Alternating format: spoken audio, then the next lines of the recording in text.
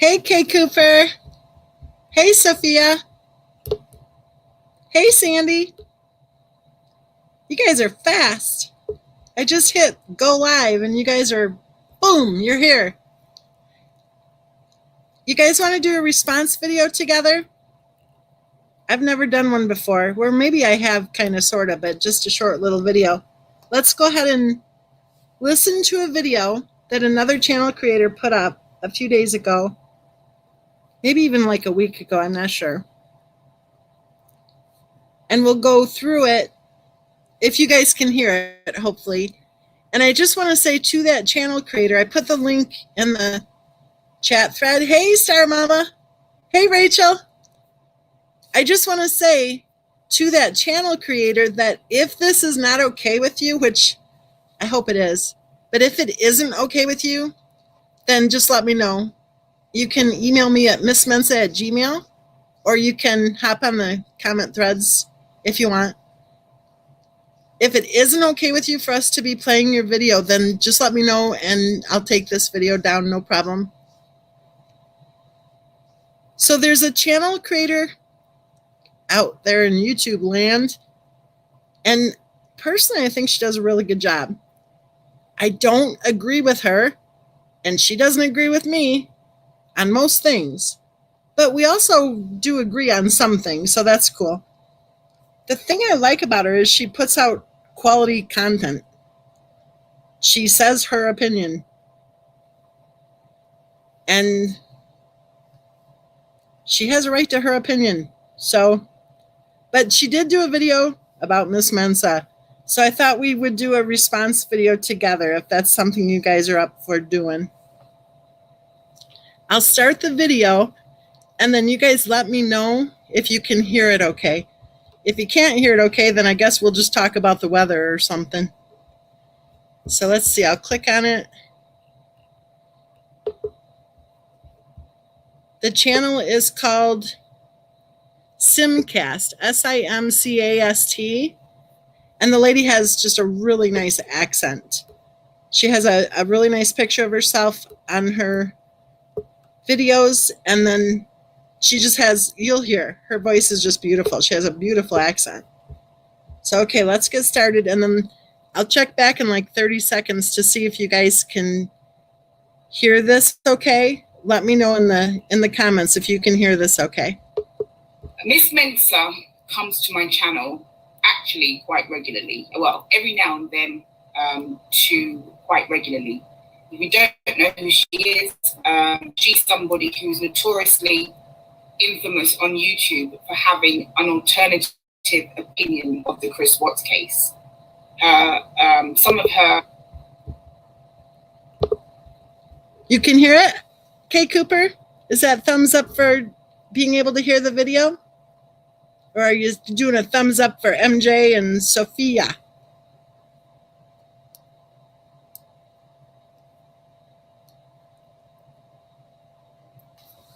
I'll type it. Can you hear it? There.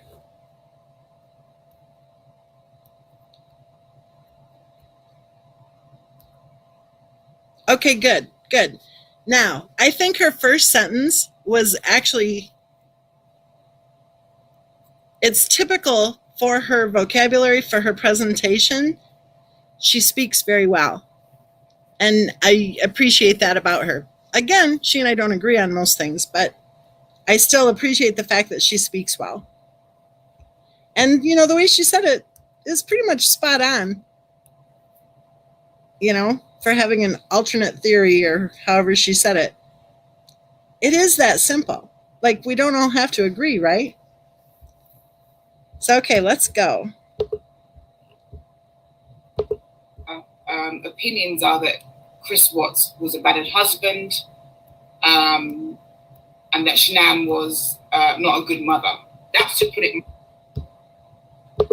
She's telling her subs that my opinion is that Christopher Watts was a battered husband and that his wife was not a good mother. And she's exactly right. Those are my opinions. Mildly. And she has many other opinions that are not conventional and not the commercial opinion. And I don't agree with 90% of what Miss Mensah says. That does not mean that I can't have a civil conversation with her. She comes to my channel. If she's respectful to me, and she has been for the most part, sometimes we have clashes because our opinions are so different. But if she's respectful to me, then I'm respectful to her. I've only made one video or one podcast about her, criticizing her heavily, and that was a long time ago. And since then, we've had quite a few, I would say as much as many conversations where we completely and utterly disagree. But that doesn't mean to say that we're swearing our heads off at each other.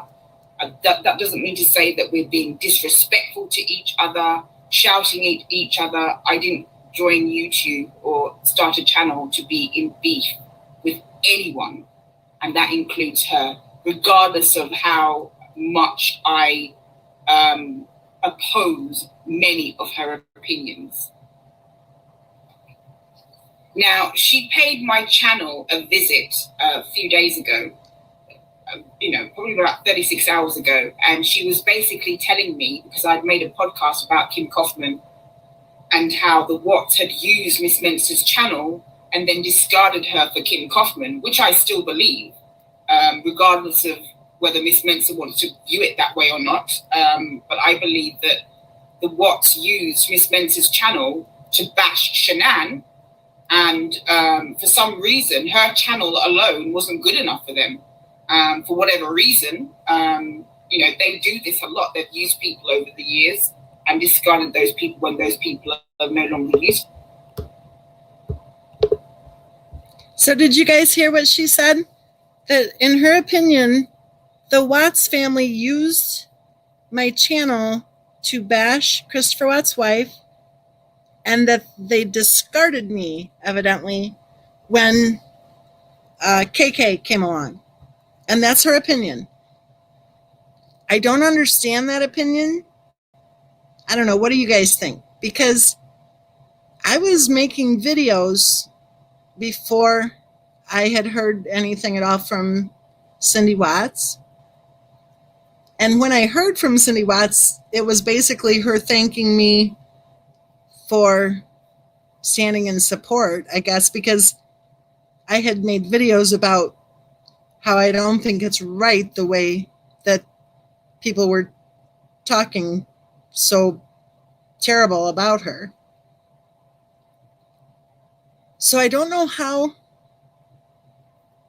they think, they or the channel creator or whoever, I don't know how people can think that Cindy Watts was using me when Cindy Watts never told me what to say.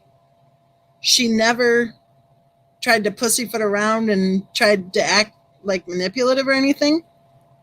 I made the videos based on my opinion,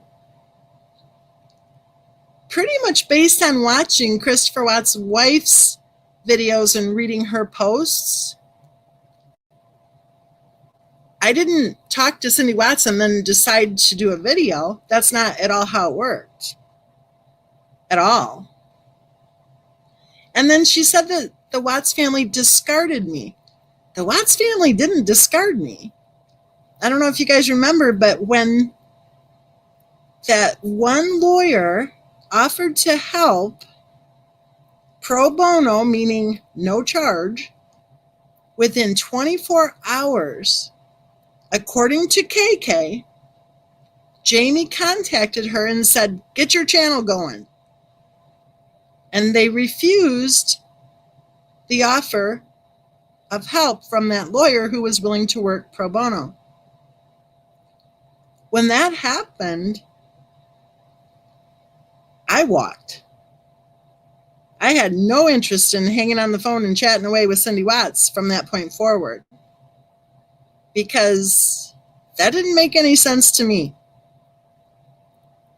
That they had a lawyer offering to work pro bono, and they decided to hook up with some non-lawyer who at one point said it didn't really matter what her credentials were because she knew people who had credentials,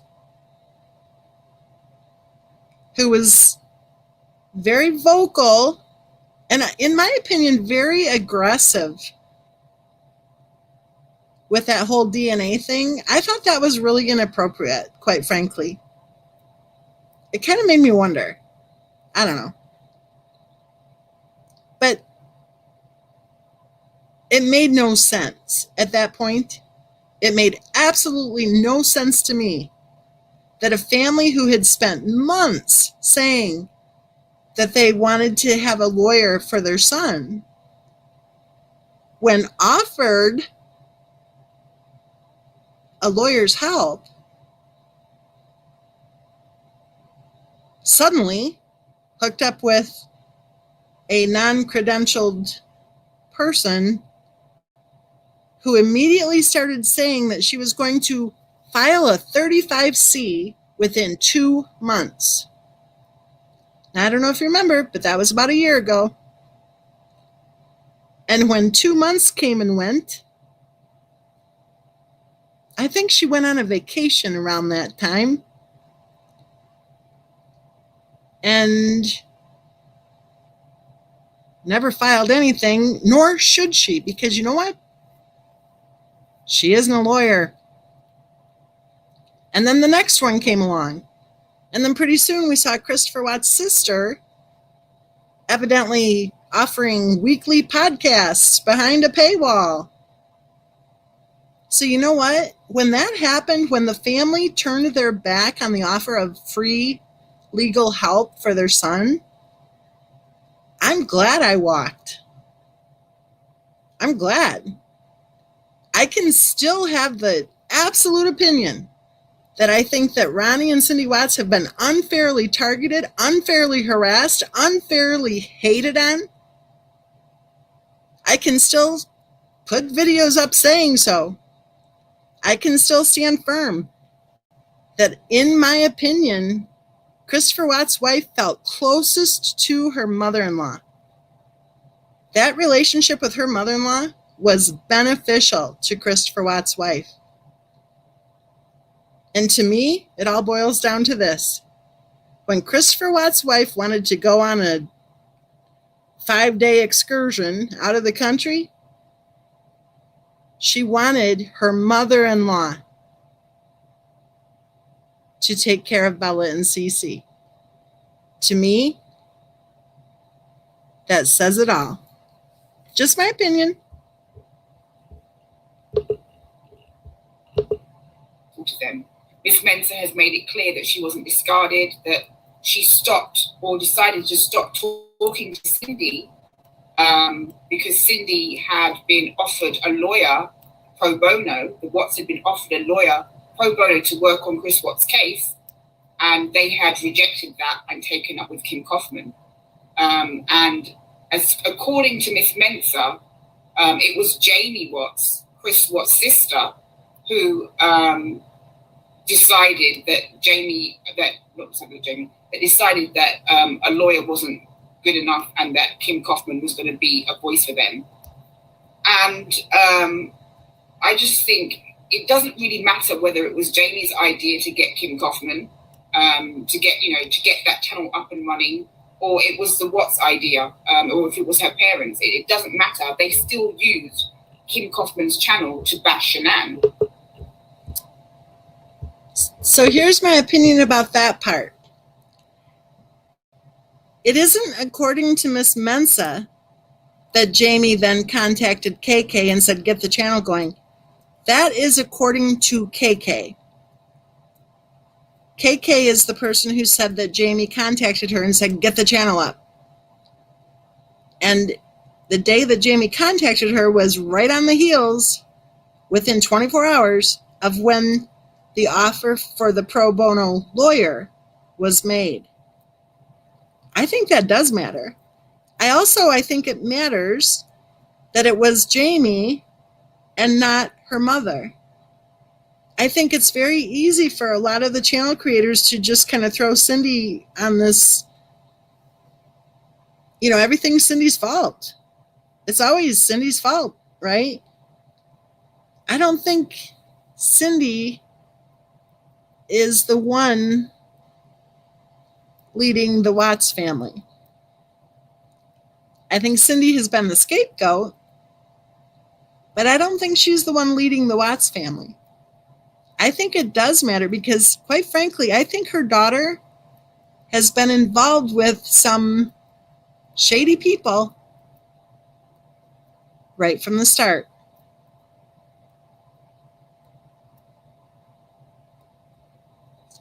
I'll put the link to the channel. The name of her channel is Simcast.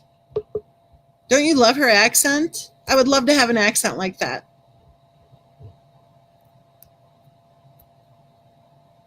I'll tell you, I respect this channel creator. Even though she and I don't agree on much at all, I respect her because she can have a discussion with somebody she doesn't agree with. And, 5 years ago, that was expected of everybody. But from what we've seen lately, we appreciate it when we see it, don't we?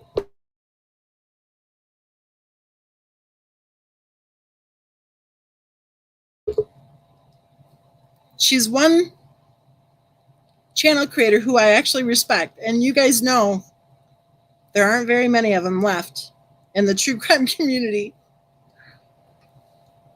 that I respect as far as the way they handle their channels and the way they communicate their own opinions.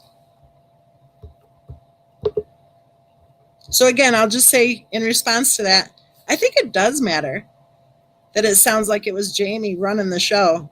I think that matters a lot. And I think Cindy has been blamed for a lot of things that I don't think she had anything to do with, and I don't think she had any knowledge of either. I think Cindy's been used as the scapegoat.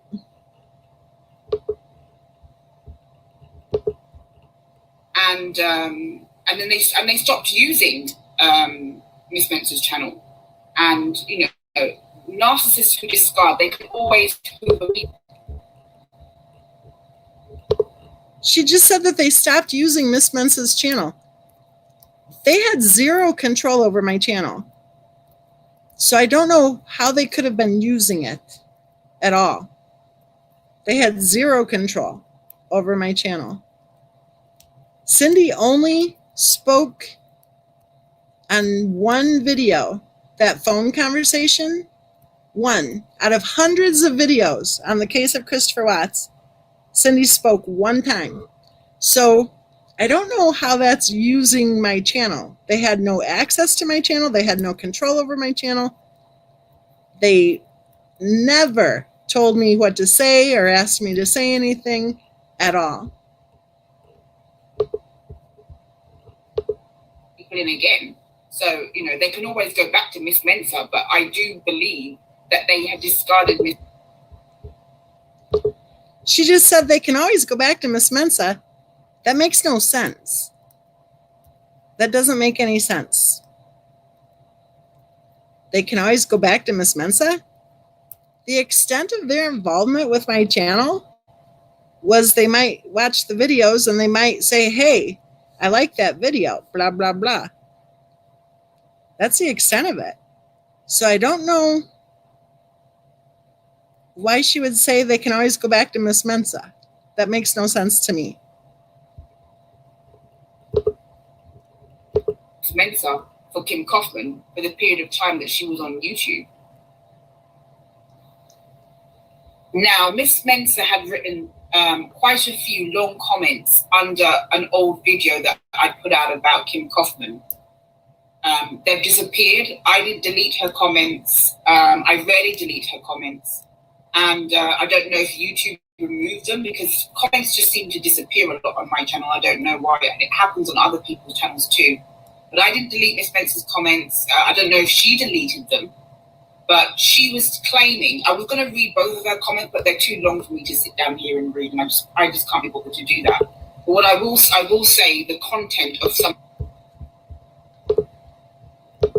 I just want to interject here. I think it's kind of cute the way she's saying how I post long comments. Like, that doesn't surprise any of us, does it? I do tend to write long comments.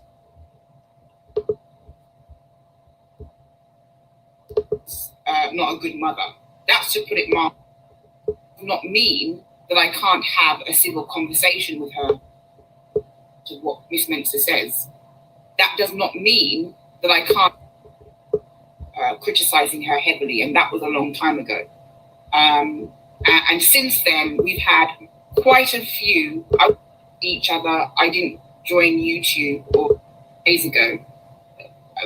Probably about 36 hours ago, and she was basically telling me, because I'd made a podcast about Kim Kaufman and how her channel alone wasn't, when those people are no longer useful to them. Miss Mensah has made it clear that she wasn't discarded, that she stopped or decided to stop talking to Cindy because Cindy had been offered a lawyer pro bono. The Watts had been offered a lawyer pro bono to work on Chris Watts' case, and they had rejected that and taken up with Kim Kaufman. And according to Miss Mensah, it was Jamie Watts, Chris Watts' sister, who decided that decided that a lawyer wasn't good enough and that Kim Kaufman was going to be a voice for them.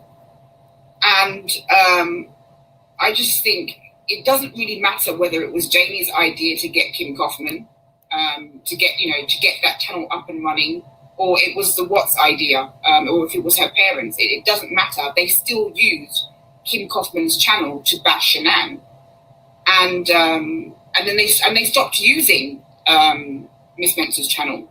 And narcissists who discard, they can always hoover people in again.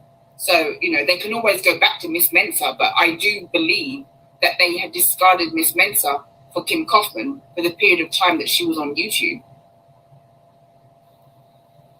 Now, Miss Mensah had written quite a few long comments under an old video that I put out about Kim Kaufman. They've disappeared. I didn't delete her comments. I rarely delete her comments.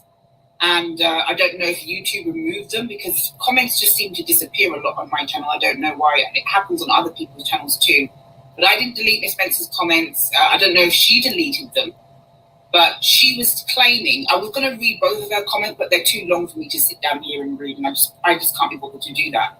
But what I will say, the content of some of the comments that she wrote me.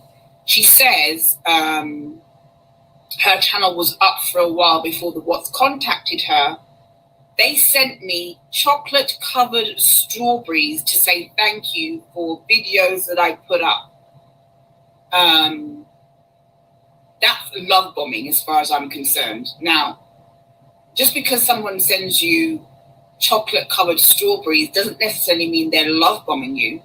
But from what I know of the Watts and my perspective of them and the things that they've come out and said, I believe that Miss Mensah was love bombed, and that explains why they sent her chocolate-covered strawberries, because Miss Mensah was saying exactly what the Watts wanted to hear.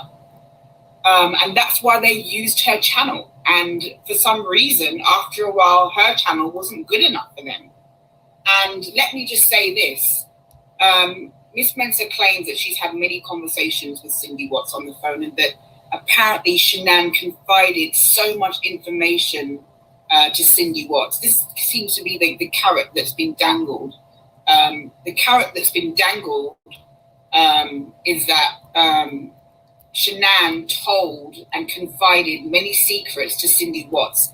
And Cindy Watts is just such a wonderful person for not revealing these secrets. Give me a break. I don't believe anything that comes out of Cindy Watts' mouth in regard to Shanann. Okay? So that's just a carrot that's been dangled as far as I'm concerned.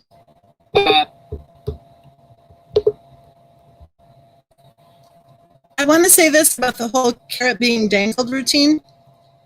I don't agree with that. Cindy Watts shared with me the details of what her daughter-in-law shared with her. And I do believe that Cindy Watts is to be respected for the fact that she has not revealed what her daughter-in-law told her,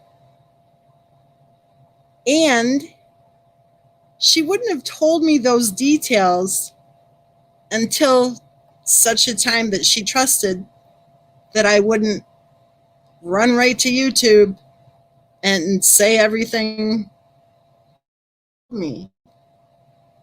Cindy Watts isn't the only person who has not revealed the secrets that Christopher Watts' wife confided in her mother-in-law.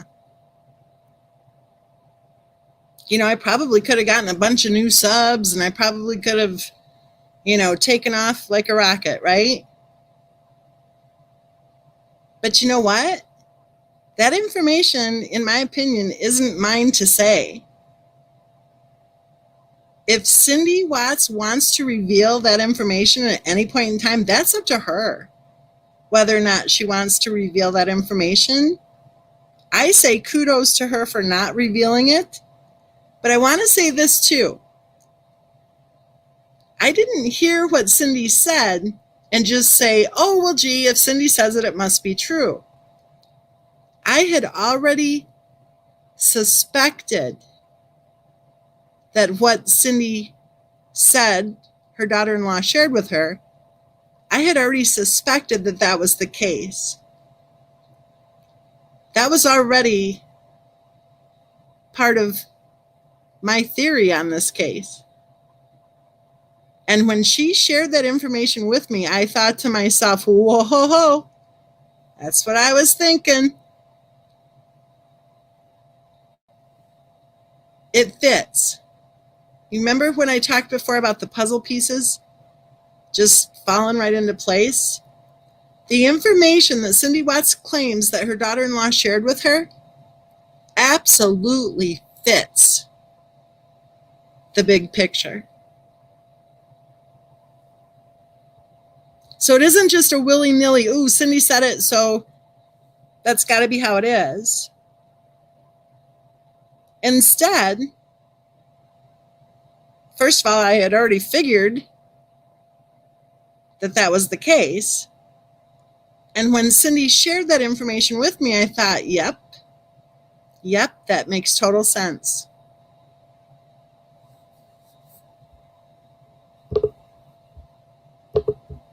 The fact of the matter is, her golden boy is not leaving prison in terms of being released. He could escape or he could die, but I just want to say that Simcast just referred to Christopher Watts as Cindy Watts' golden boy, and I've never picked up on that vibe in speaking with Cindy Watts. I have never picked up on that vibe, ever. To me, Cindy Watts has never sounded like she's clueless or no matter what, she can't see the forest through the trees or whatever. She has always spoken in a way that,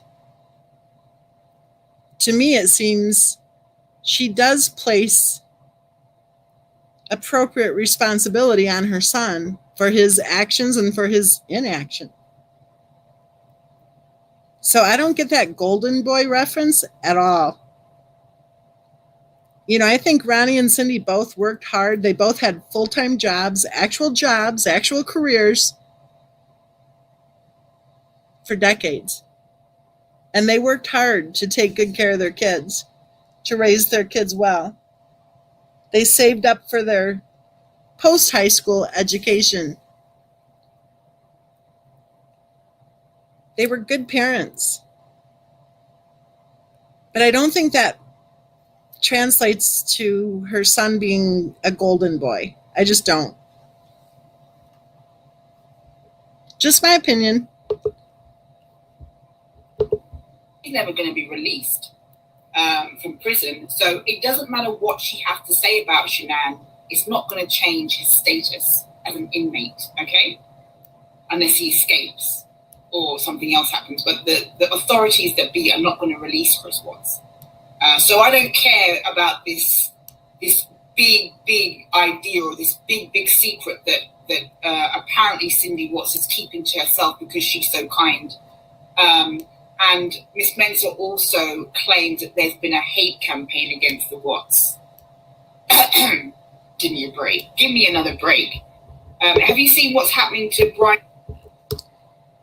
So did you hear that? She's saying that there has not been a hate campaign against Ronnie and Cindy. When, in fact, there has been a hate campaign against Ronnie and Cindy since day one.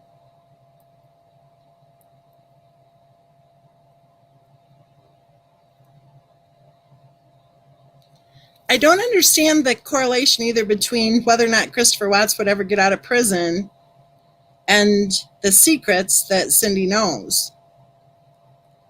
And it makes me curious because, you know, I've been a true crimer for many years. And part of being a true crimer for many years has been that we do analyze behaviors and experiences leading up to the tragedy, right? And the information that Cindy Watts knows does matter.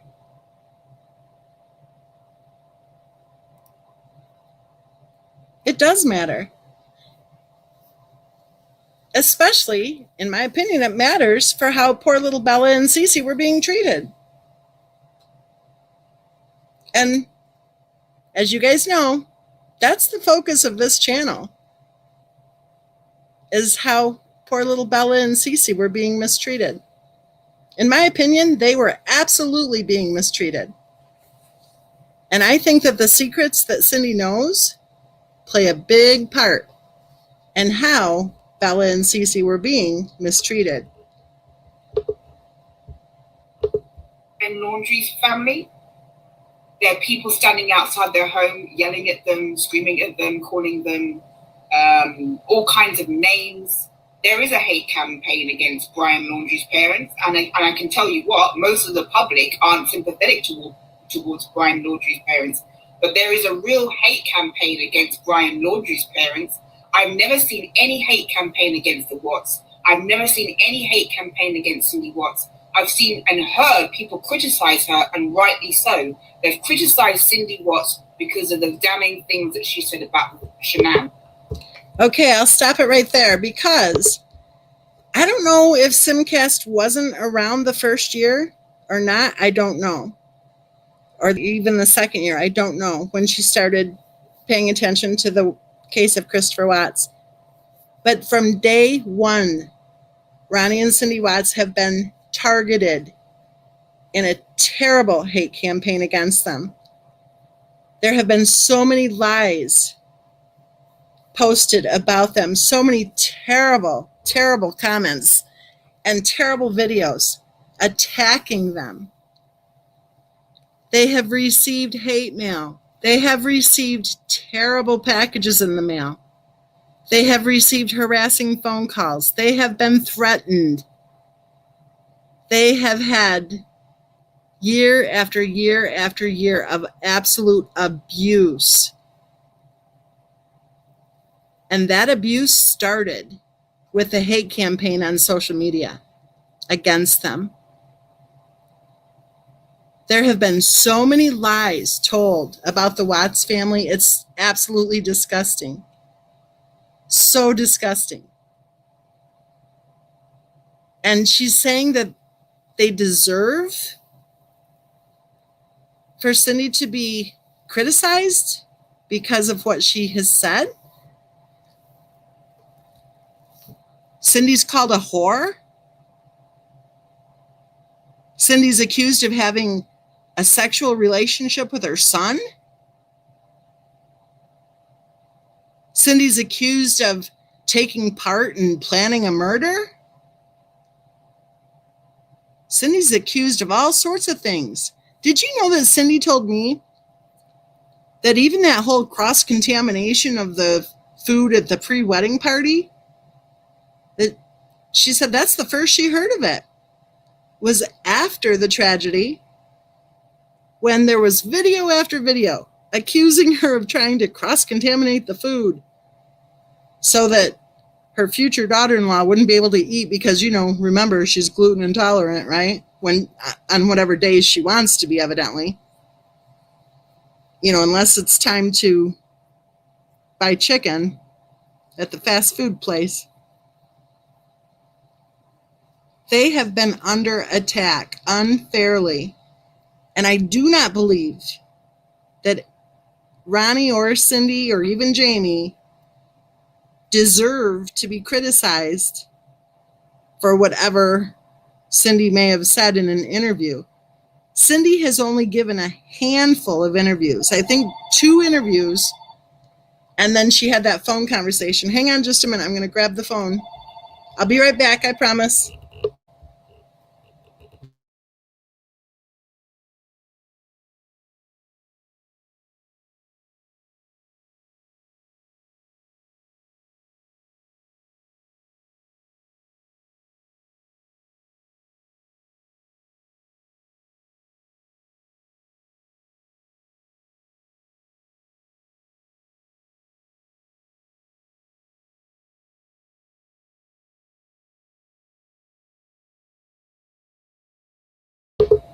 I'm back. Sorry about that. That was my best friend from law school, and whenever he calls, I answer. But I asked him to call me back later, so he laughed a little bit when I told him I was doing a live chat. So anyway, the hate campaign against Cindy, she gave that one interview where she was saying things like she and her daughter-in-law weren't getting along. They didn't go to the wedding. Cindy totally took the blame for that. She's like, well, yeah, she and I never really got along or something like that. If that would have been me, I would have said, yeah, she turned into Bridezilla 2 weeks before the wedding. She fired my granddaughter as a flower girl. She fired my grandson as the ring bearer. She fired my daughter as the bridesmaid. She fired my nephew's wife as the bridesmaid. And she made some kind of false accusations against my daughter, lying about the number of invitations, right?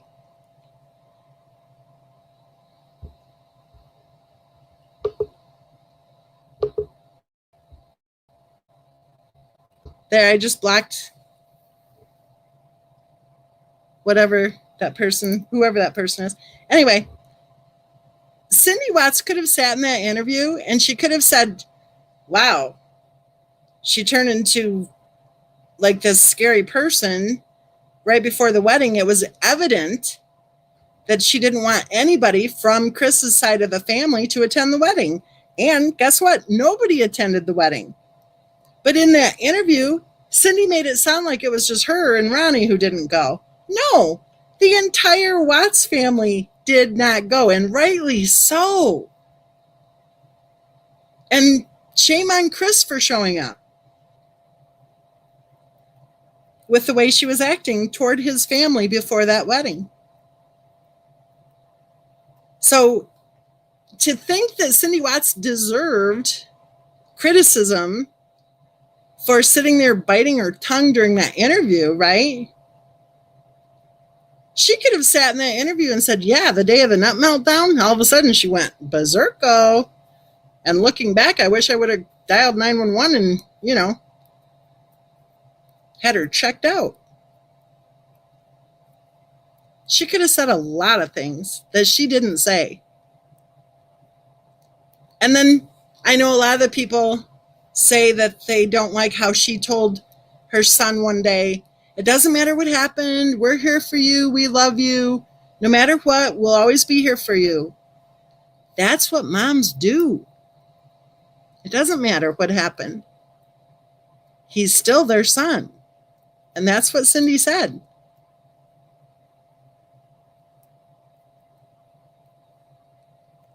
That doesn't deserve, quote unquote, criticism at all.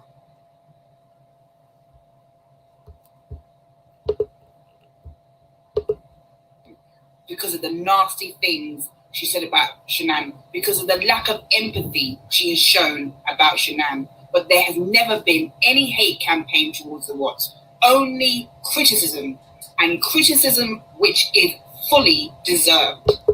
So I'll stop the video again because that isn't true. There has been a hate campaign against the Watts family. And when they're receiving packages in the mail, I won't even go into detail about how disgusting the packages are that they received. When they received death threats, when they received daily harassment, I'm talking real life, folks. That isn't criticism. And what is this about the nasty stuff that Cindy said about her daughter-in-law? Seriously? If a woman suddenly flips a switch and starts charging toward her mother-in-law, yelling at her that she tried to murder one of her grandchildren, how is that Cindy saying something nasty about her daughter-in-law? I don't get that. And again, I've been a true crimer for many years. This is what we do. We take a look at these behaviors. We take a look at these actions and we say, how does this fit in to the bigger picture? 1 month before, little Bella and Cece were murdered, their own mother accused their grandmother of attempting to murder one of them. Their own mother, 1 month before they were murdered, their own mother threatened their grandmother that those girls would never step foot in that house again. And then, a month later, right? That stuff matters to true crimers.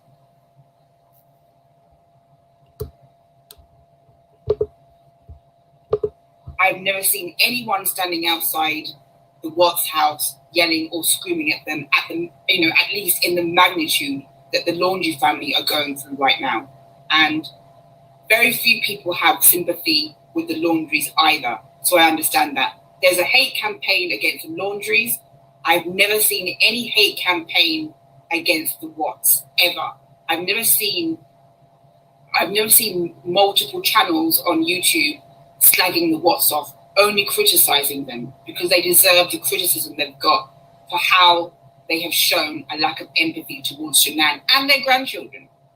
I have never gone to, I live in London. I've never gone to North Carolina. I've been to North Carolina, but I've never gone to North Carolina to stand outside the Watts house and call them names. So there has been no attack. This so-called hate campaign against Cindy Watts does not exist, okay? It's all rubbish. I think it's interesting that she's claiming it doesn't exist when we know, in fact, it does. And we know, in fact, that it started immediately after the tragedy hit the headlines. And I got to thinking, I wonder if Simcast is aware of the hate campaign against me and against 9 other people immediately after the case of Christopher Watts hit the headline news, when the scumbag attackers launched an organized hate campaign and contacted our employers and filed false police reports and harassed our family members. And one scumbag attacker flew across the country, parked alongside the road near my home, while another scumbag attacker called the police and begged for them to come to my house because she claimed she was afraid of me because I was harassing her while her little cohort in crime was parked alongside the road, obviously ready to videotape the police coming to my home. Thankfully, the police are a hell of a lot smarter than any of the scumbag attackers, and they put a stop to it immediately. And they didn't get away with their little scam. Maybe Simcast isn't aware of all the attacks that were going on. Maybe Simcast doesn't know about Nurse Tara, who was an actual nurse, not somebody who lied about being a nurse. how Nurse Tara was the only nurse on the floor caring for a dying patient, and she was suddenly called down to administration because the scumbag attackers had contacted the hospital requesting that Nurse Tara be fired, claiming that she was a supporter of a convicted murderer.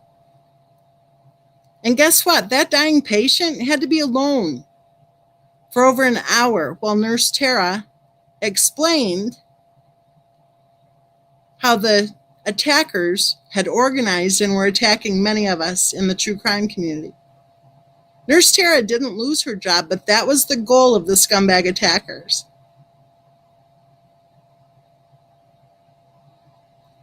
Maybe Simcast doesn't know that the scumbag attackers posted false, slanderous, defamatory, libelous content all over the internet, attempting to, quote, destroy my life. Maybe Simcast doesn't know about the videos that were put up with a bloody butcher knife leaning up next to a photo of me. Maybe she doesn't know about the ads put on Craigslist for phone sex using my name and my phone number. Maybe she doesn't know about the campaign to try to get my books removed from Amazon and from Kindle. Maybe she doesn't know that the scumbag attackers posted videos doxing my employer and telling thousands of subs to contact the judiciary and tell them to not allow me to work there. Maybe Simcast doesn't know that the scumbag attackers contact the courthouses where I am an approved domestic relations mediator, telling them to not allow me to be a mediator. Maybe Simcast doesn't know that one of the family members posted underneath the video telling thousands of subscribers to contact the judiciary. Well, one of the family members himself posted, "Thank you. This is great. Keep going. Yeah, keep doing what you're doing. Get rid of that nasty old hag." Yeah, Mr. Nice Guy, right? Maybe Simcast doesn't know that that same family member posted a defamatory, libelous comment claiming that I lost custody of my children when they were young.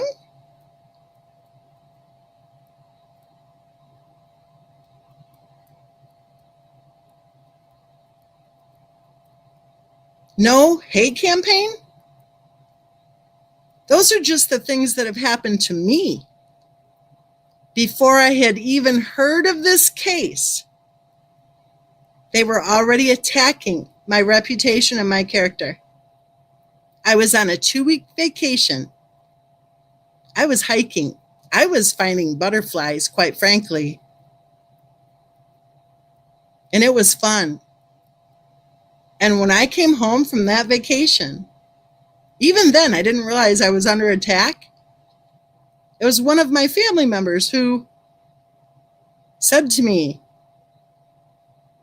"I think you're under attack." And I'm like, "What? What's that mean?"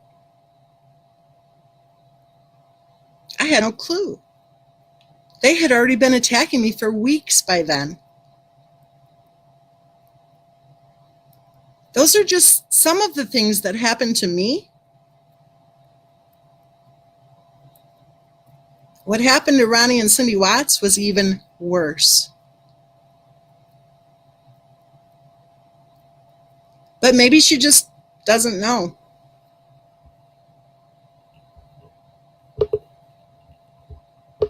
And so we'll listen to this podcast, and she's not going to like a lot of the things that I'm saying, but I don't care. I'm telling you what I think. I'm going to give you my opinion, and I'm not really interested in whether or not I'm stepping on anyone's toes because I have my own opinion.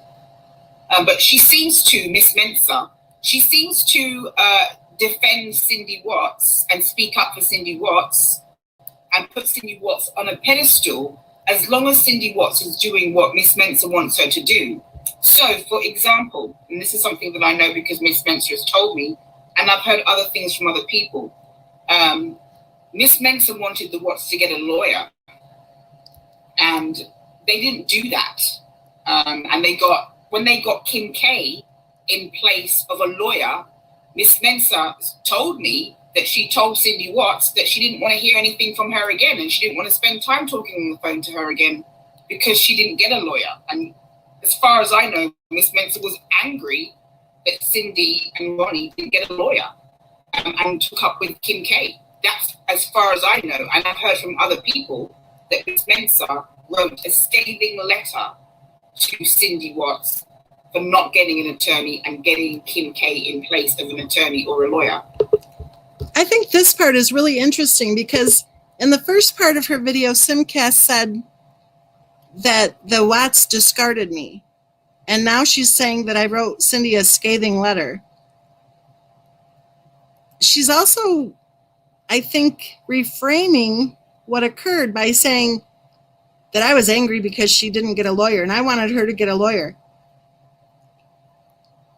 Ronnie and Cindy asked many people for help to find a lawyer. Ronnie and Cindy said over and over again that they wanted to find a lawyer. When they took up with that KK routine, what does that tell you? That maybe they didn't really want to get a lawyer.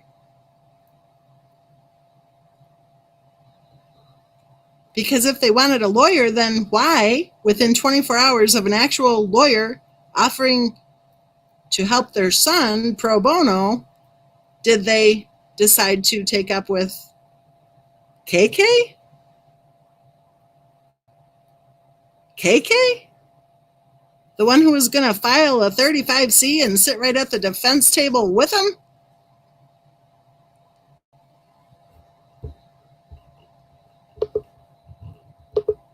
I've also heard that from her own mouth, because I've listened to Miss Mensah speak, and I have her videos. I have her podcasts, and I actually enjoy listening to some of the things. I think Miss Mensah is well spoken. I think she's engaging. I don't even have to agree with what she says, but I think she's well spoken and engaging. I've heard Miss Mensah criticize Cindy Watts a lot during the time that Kim K had her channel up. Miss Mensah has insinuated and said that she wasted her time talking to Cindy Watts and didn't seem happy that that the Watts had taken up with Lana and this Kim K woman, which she blamed much of on Jamie. Miss Mensah seems to claim or seems to assert that Jamie Watts is the one who basically hired or hooked up with Lena and Kim K, and that I want to correct her again on that because actually it isn't Miss Mensah who asserts that, it's KK who asserts that. And to me, it makes perfect sense that if I'm hearing parents of a convicted killer claim repeatedly that they want to find a lawyer, and then a lawyer offers to help pro bono, and they say, no, thank you, and within 24 hours, their daughter's hooking up with KK, it makes perfect sense, I would think. Plus, here's the other thing. I know a lot of you were impressed with KK, and a lot of you were impressed with the banana. I remember we had a lot of jokes about binders and everything. But those of us who have had a legal education could see through the bullshit right off the bat. The way they were discussing the 35C, and even the fact that Banana had those binders, you guys know that lawyers don't do that binder thing anymore, right? It's been years since lawyers did that. There were many of us in the true crime community who saw through the bullshit day one. So it isn't boo-hoo, they didn't say yes to the lawyer. It's, whoa, wait a minute. Over and over again, they said they wanted a lawyer for their son. And then as soon as a lawyer offered to help pro bono, they took off on this crazy train with KK and the banana? It makes no sense, right? And when things make absolutely no sense, then, you know, it's a good time to distance yourself.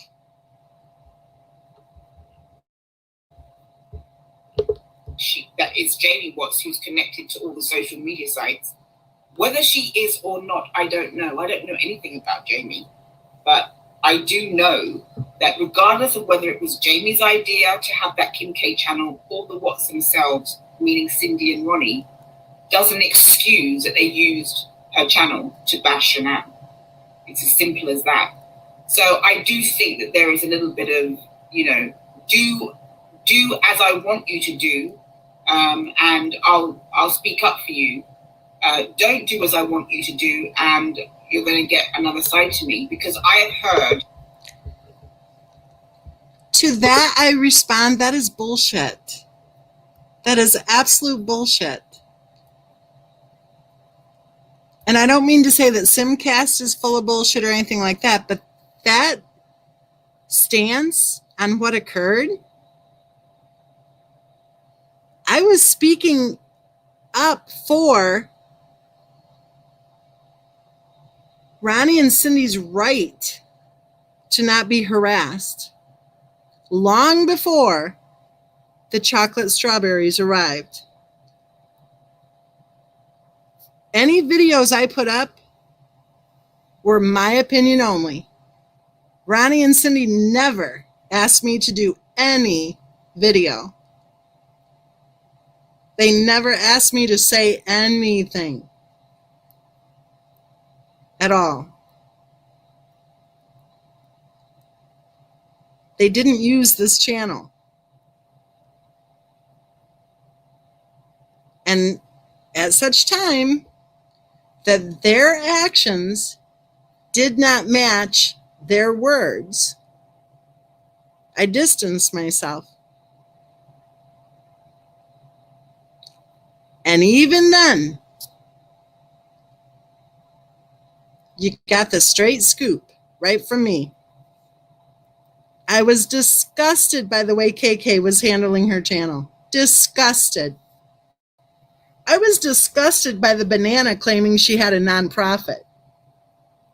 You know what? Nonprofits are .org, not .com. It's those little details, you know, that so many of us noticed and said, whoa, whoa, whoa, this is looking more and more sketchy as time goes on.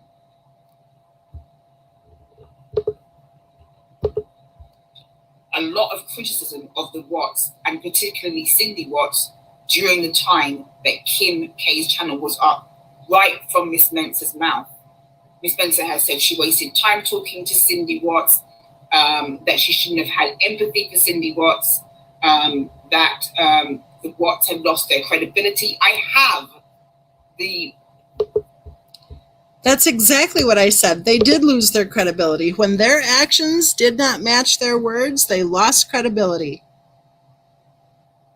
So what's wrong with that?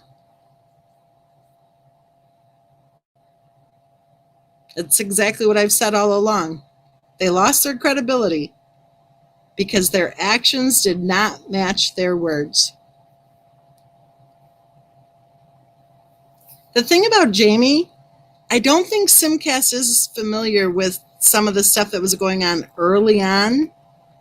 And I don't think she knows, maybe she does, but maybe she doesn't know about how KK and the banana were involved very early on. And I'm thinking she probably is not familiar with the channels that presented themselves, the channel creators who tried to present themselves as true crimers, but who were actually part of the organized attack groups, teams, whatever they call themselves. I call them gangs.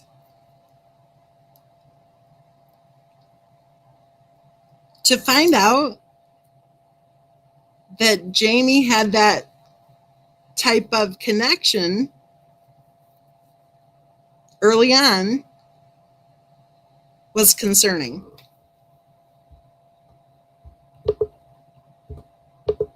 Footage. I have the recordings of Miss Spencer actually saying these things.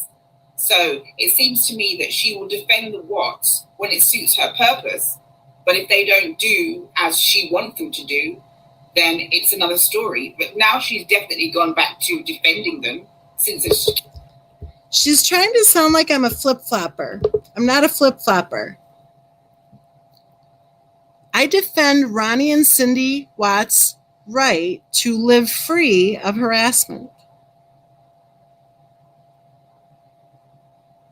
It doesn't mean I'm going to hang on the phone with Cindy and hear how she wants to have a lawyer for her son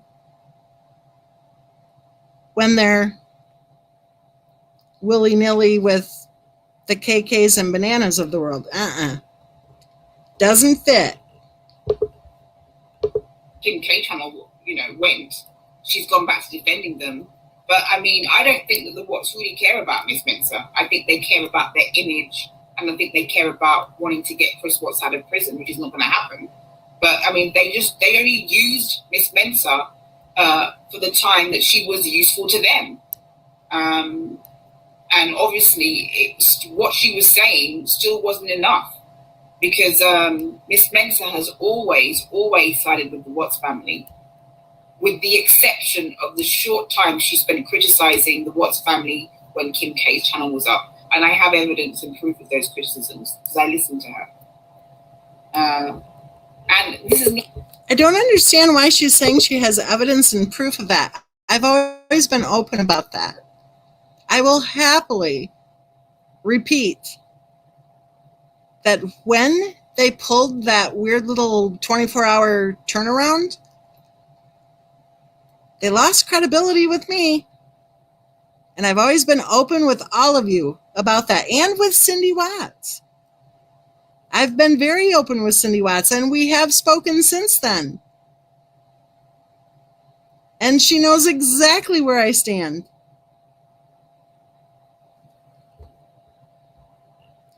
There's just a little bit left on the video. I'll go ahead and finish that up, and then we'll skip through the comments quick.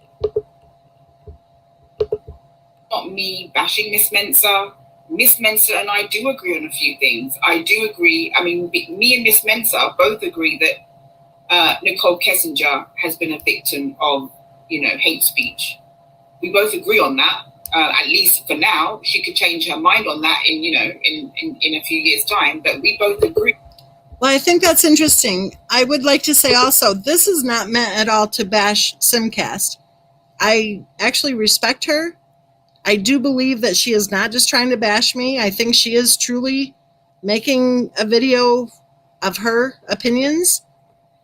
I respect her also because she seems very intelligent. She seems very well spoken.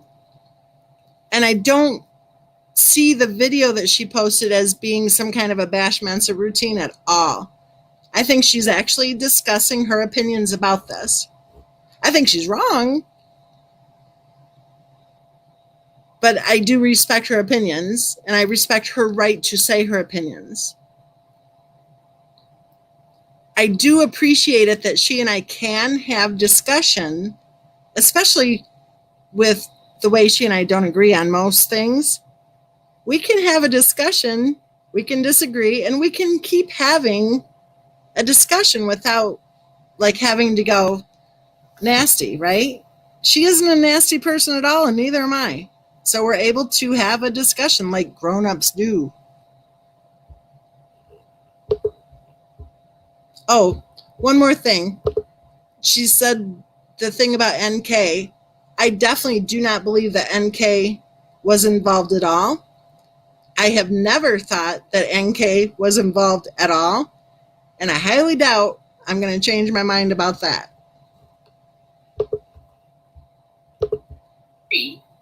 That, Miss Mensah, and I do agree that Nicole Kessinger has been a victim of hate speech, and that she probably had nothing to do with it, the actual crime itself, in terms of, physically. So, I do agree with some of the things that Miss Mensah says, but most of it she states as fact. She states so many things as fact without any proof, like saying that Shanann had Munchausen by proxy. No evidence of that. That Shanann wasn't allowed to be alone with her children. There's no evidence of that. That Shanann... Okay, we'll take the first two things here. She's saying that I'm stating as fact that Christopher Watt's wife had Munchausen by proxy. Actually, Simcast, I'm very careful with how I speak.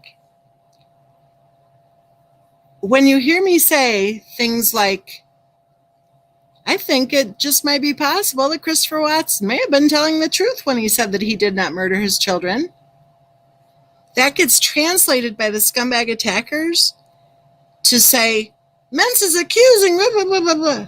Well, that isn't exactly what I said. The thing about the Munchausen by proxy, I say things like, did you see the video where Christopher Watt's wife looked right into the camera and said she gave the girls lots of Tylenol? Tell me, please, what dose is lots of Tylenol? Or I say things like, gee, the autopsy report said that the girls were healthy, yet their mother claimed they had familial Mediterranean fever. I highly doubt the girls had any of the illnesses, diseases, conditions, or allergies that their mother claimed. I think she lied. I think she lied for attention. I think she lied for control. And I wonder if Simcast has seen the video titled Photo Op, where Christopher Watt's wife took multiple photos of those babies with their faces covered while they were sleeping, covered with blankets, covered with pillows. And when she discovered them with their faces covered as babies, did she rush in and take the blanket off their face to make sure they were breathing? Remember, they were so deathly allergic and severely anaphylactic, and they had so many health problems, and they were sleeping with a heavy blanket over their face? Did she rush in and remove the blanket and make sure that the baby was okay? No. She took a picture. She had time to take a picture, kind of like when Cece supposedly had a severely anaphylactic reaction to a sliver of some nut. Did she dial 911? No. She chatted with a friend for a while, and then she decided to give Cece a bath, and then she decided to drive to the emergency room further away from the house than the one that she drove right past to get there. Have you guys ever had a child who had a severe allergic reaction? You don't chat with a friend. You don't give the kid a bath. And you don't pass by the nearest emergency room either. So to say there's no evidence of Munchausen by proxy, in my opinion, there's a boatload of evidence. Who gives babies Tylenol and Benadryl at 6:30 every night and stuffs them in their bed behind locked bedroom doors for 12 hours straight? Those little girls were stuffed in bed at 6:30 p.m. They never had evenings. No wonder Bella was afraid of the dirt. She probably didn't even know what it was. No wonder the neighbor didn't know that there were children living in the house. Yes, Sophia, both kids are sick again on a monthly basis. Sometimes the claims were for 15 days straight. Both girls had to be in the emergency room. Oh, but she couldn't remember what the diagnosis was. And she said, well, she'll just have to get through it. They both needed surgery on the same day. Suddenly in March, when her husband discovered that she had stopped making the house payment for 3 months straight. And as for the claim that has been made by many that she wasn't allowed to be alone with the girls, well, I guess if you're searching for evidence of that, tell me. When they were in North Carolina, did you see any videos or any photos at all where she actually did anything at all with the girls on her own? Weren't they on vacation? Sophia, exactly. Bella and the thermometer. Who takes your child's rectal temperature on a daily basis? Who takes your child's rectal temperature, for Pete's sake? 4 years old? A rectal thermometer? And then who posts photos of the child trying to stuff toys up there, pretending she's taking her own rectal temp? No evidence? Both kids are sick again. Both kids are sick again. Day after day, week after week, month after month. Both kids are sick again. But you know what? According to the autopsy report, both kids were healthy. And I think it's important to mention that when there is a Munchausen mom, the 3 most common ways that they're medically abusing their children are with poisoning. Gee, what dose is lots of Tylenol? Malnutrition. Gotta have those marshmallows. And don't forget the noodles and the pizza. And number 3, well, just remember the photo op video. Number 3 is smothering.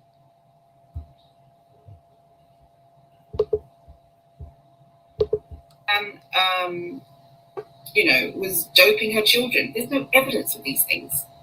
So, it just seems to me that Miss Mensah will defend the Watts when it suits her purpose. And if they don't do what she wants them to do, they didn't get the lawyer that she wanted them to get. They took up with Kim Cochran and said that then she'll turn. She can easily turn in an instant.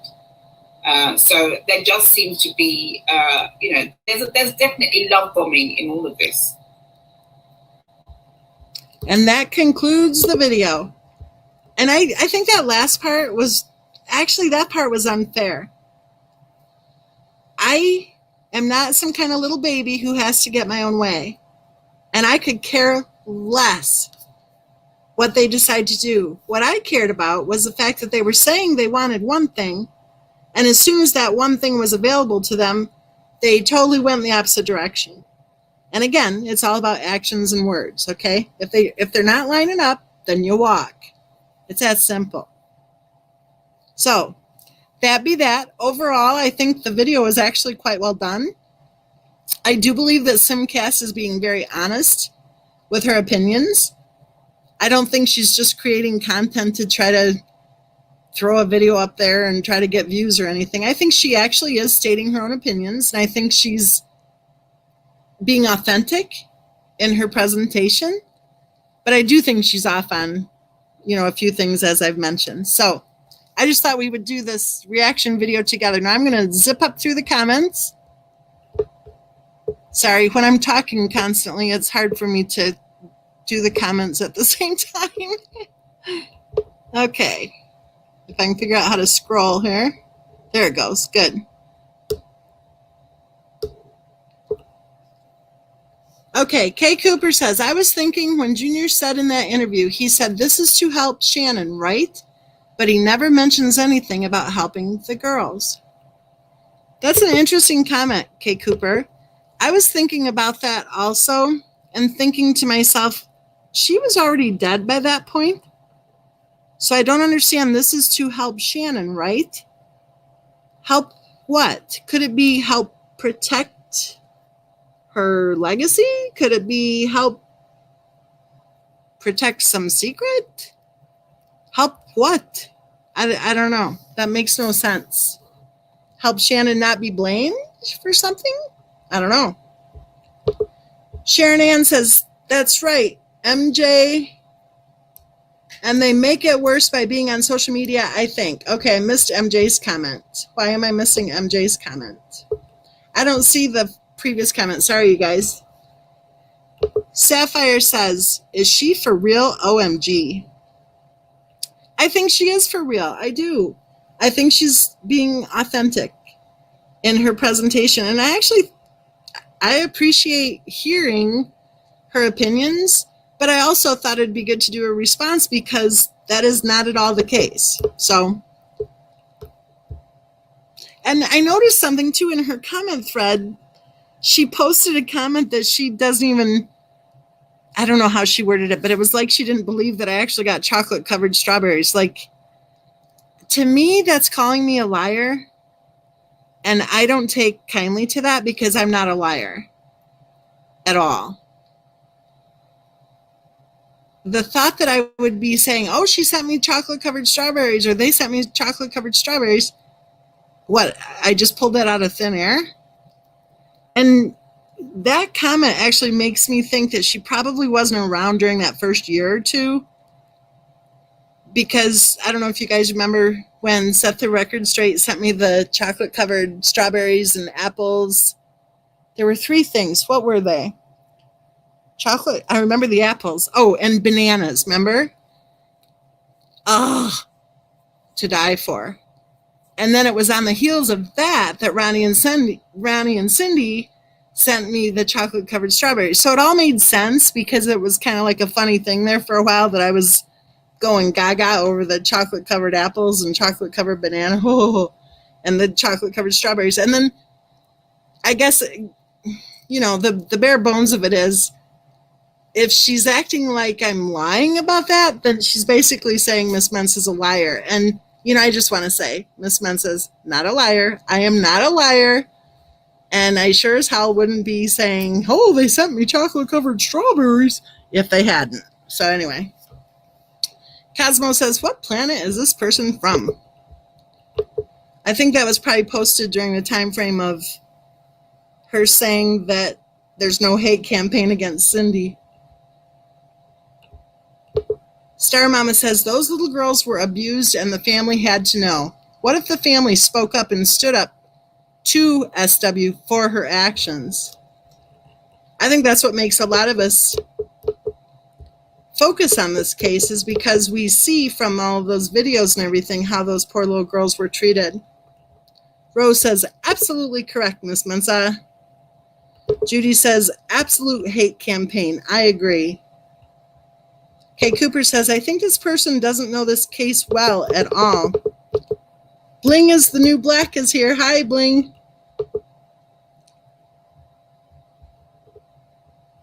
Everyone's saying hi to Bling here, so I'm scrolling. Cosmo says, tells me her looking into this case is one-sided. Sharon says, OMG, that's ridiculous. Kay Cooper says, exactly, Cosmo. Rose says, so awful how people say and spread this mess. Rose says, they weren't even there. They would never have hurt Shanann or those kids. Well, I think that not only would they have never hurt them, I think that they are the 2 people on the planet who Christopher Watt's wife trusted the most to protect and take care of Bella and Cece. Obviously, because that's who Christopher Watt's wife wanted to be with the girls when they went on that 5-day excursion out of the country. Sharon says, I have a feeling of dread when MM's phone rings that the live is going to end. LOL. Lots of love. Oh, sorry about that, you guys. But you know me. I answer my phone. Here's a name I've never seen before. Gravyk. Honestly, I said a while ago, the only winners in the laundry's nightmare are the Watts who finally caught a break.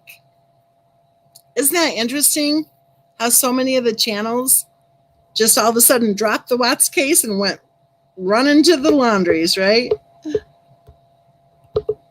Rose says she couldn't win. Had she said she worshipped her, it would have been a lie. She said truth and she's made to be the devil. Exactly right.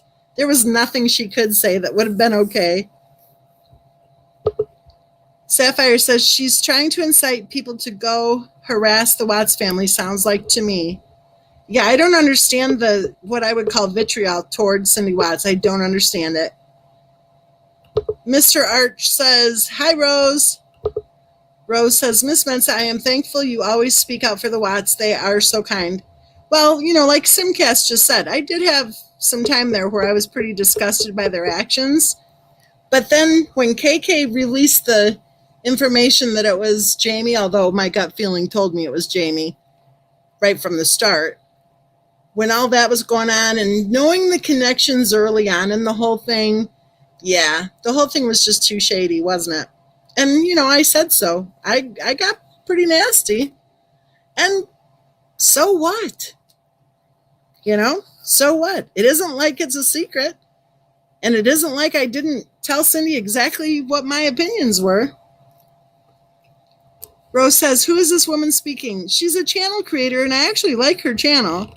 She and I don't agree on much of anything, but I like her channel. I put the link right up in the thing. You guys should check her out, seriously.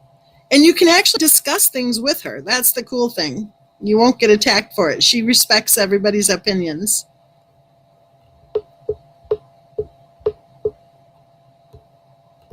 Rose says, they had to change email, phone numbers, everything. It was awful. Guys, seriously, Cindy should have called police on Shanann that day, to be honest, just my opinion. I do believe she should have called the police. I think she should have had her arrested right then and there. At the very least, she should have had her taken in for observation.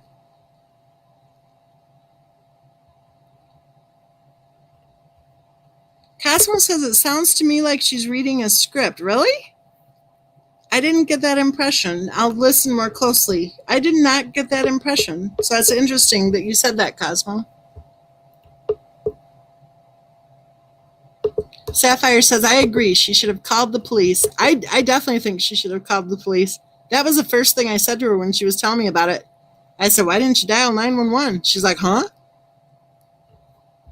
But, she's not that personality. She's more the personality. What she did do is she grabbed the kids and she got the hell out of there. She was afraid. She was afraid. And I believe her when she says that. And I think she was afraid with good reason. Everyone walking on eggshells around her daughter-in-law. Well, gee, I wonder why. All of a sudden she's screaming, scaring the kids. One of the kids there, one of Cindy's grandchildren, was afraid of the look in Christopher Watts' wife's eyes. What's that tell you? Rose says also, why didn't LE interview all family members? That's a really good question, isn't it? I think they definitely should have interviewed Cindy Watts, for sure.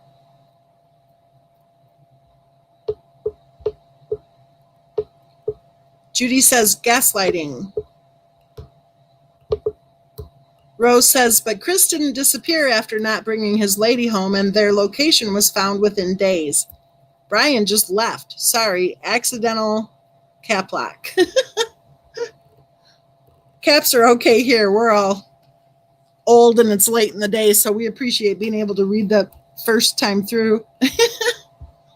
We're not all old, but those of us who are old don't mind caps. Jeanette says she's probably being paid for saying this. Do you think so? See, I've never had that impression from her channel. I've never had that impression at all. But it's interesting that you guys are saying that.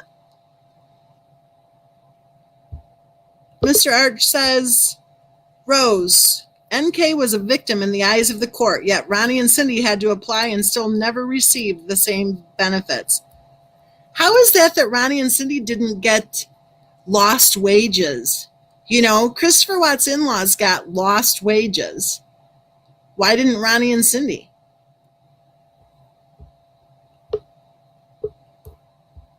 Well, I don't know. Maybe Ronnie and Cindy never held their hand out for it either, right?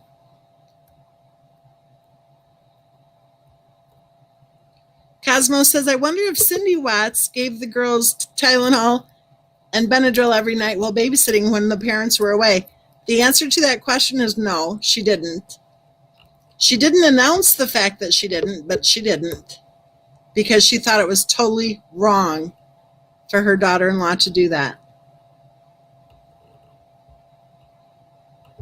Rose says, I am a nurse, and it infuriates me when people pretend. How awful that they did that. I know it. It was disgusting. And when I dug in to find that program that she claimed she was accepted into, and I found out it didn't exist in that year's course offerings for the school she claimed, I thought, well, there you have it right there. And another hint was she called it clinical. She do clinical. And everybody knows it's clinicals, not clinical. Judy says, trolls know no bounds. I don't think they're trolls. I think they're criminals. Rose says, I am so sorry, Miss Mensa. Well, it's the world we live in, Rose, and it's pretty amazing. I'm not kidding. When I was told I was being attacked, I'm like, what's that mean? What do you mean? What does that mean? Oh, it was terrible. It was horrid. Hope for Peace says, OMG, that is awful. Rose says, do you know who the leaders were? I pray you press charges. Yes, we do know, Rose. Yes, we do. Judy says, so sorry to hear this. It's very bad. Jeanette says, Cosmo. No, she didn't. She kept them up to play. Exactly. Cindy did not give them the Benadryl and Tylenol. She actually let them have a little bit of an evening, like children deserve. Rose says, I agree 100%. They were treated so poorly. Hope says, I really enjoyed your book. Kay Cooper says, WTH is wrong with this lady. Well, I'll tell you, I actually think it's her opinions. I do. But I am curious. I never thought about anything as far as a script or that she would be paid for doing it. I don't know. GRAVYK says, is this old or new? It's new. Sophia says, well, someone was rude to me today on YouTube. Told me I didn't know about the case and shouldn't be talking because they've been looking at it for the last year. I know it. I love it. Those are the Netflix newbies. That's what I call them. The Netflix newbies are the worst. They watch the Netflix puff peas and then they think they know the case. It's hilarious.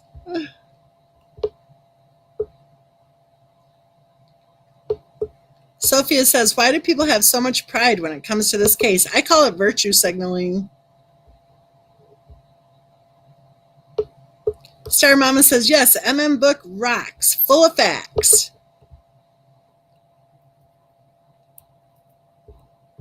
I'm still scrolling here.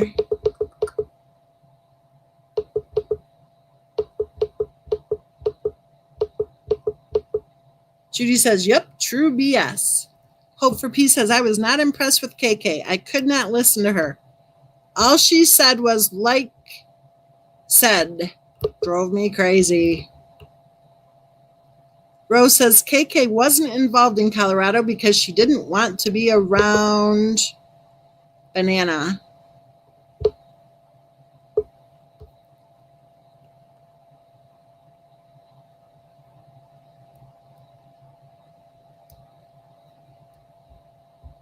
It does sound like an English accent. Yes, Judy. Rose says, I've always loved the way you stood up for Ronnie and Cindy. Well, I stand up for everybody's right to not be harassed, I'll tell you. And I'm just shocked that other people don't stand up, that other channel creators don't stand up to it. And even more shocked when other channel creators actually join in. It's really sad. I think too, though, Like Cindy told me about the memorial that they have for the deceased. And, you know, Cindy cries when she talks, and Cindy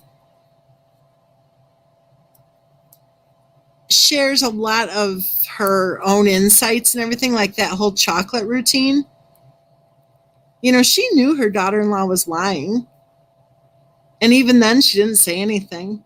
She just stood there and watched. Remember how her daughter-in-law kept going on and on, how the girls were, you know, deathly allergic and severely anaphylactic, and how they had to have only the really expensive chocolate from Sweden or whatever. And then Cece had a mouthful of chocolate, and her daughter-in-law started laughing, thought it was funny, never reached for the EpiPen. And Cindy stood there and thought, wow. You know, she had already suspected that her daughter-in-law was lying about it. But that day, to her, it proved it. And you know what? That's something that should concern everybody who cares about the fact that two little girls were dragged to one specialist after another, and their temperatures were taken daily with a rectal thermometer, and they were drugged up at bedtime, and they were given evidently huge doses of Tylenol from time to time. And even then, if you didn't know any of that stuff at all, watch the videos. Unless they've been scrubbed, watch the videos that show the, you know, parenting style of Christopher Watt's wife. You guys can't see the air quotes that I just did, the parenting style. If you watch those videos and you're okay with a little girl standing there getting sprayed in the face over and over again while her mother sits there laughing, saying, ha, ha, ha, this is why we had kids, ha, ha, ha, then I'm sorry. I hope you don't have kids, if that's your thing, if you think that's funny. Or the Whack-A-Daddy video, she taunted Bella until Bella cried. The Christmas video, anybody saying that they think that she was a wonderful mother either hasn't seen those videos or their bar is very low. Or maybe they're not mothers themselves and they just don't know. I don't know.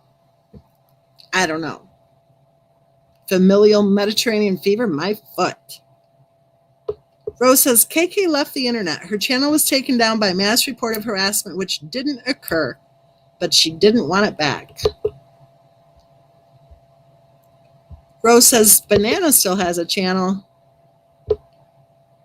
Patty says, KK and the banana, LOL, lots of love. Sorry, had to laugh. GRAVYK says, a cash grab for sure.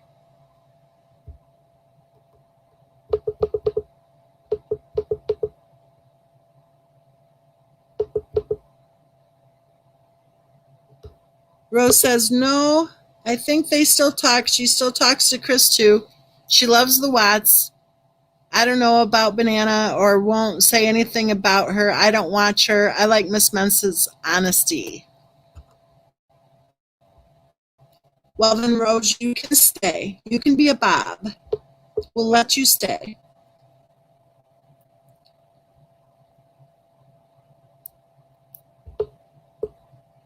GRAVYK says, at least CW was always institutionalized and so prison isn't as horrible for him.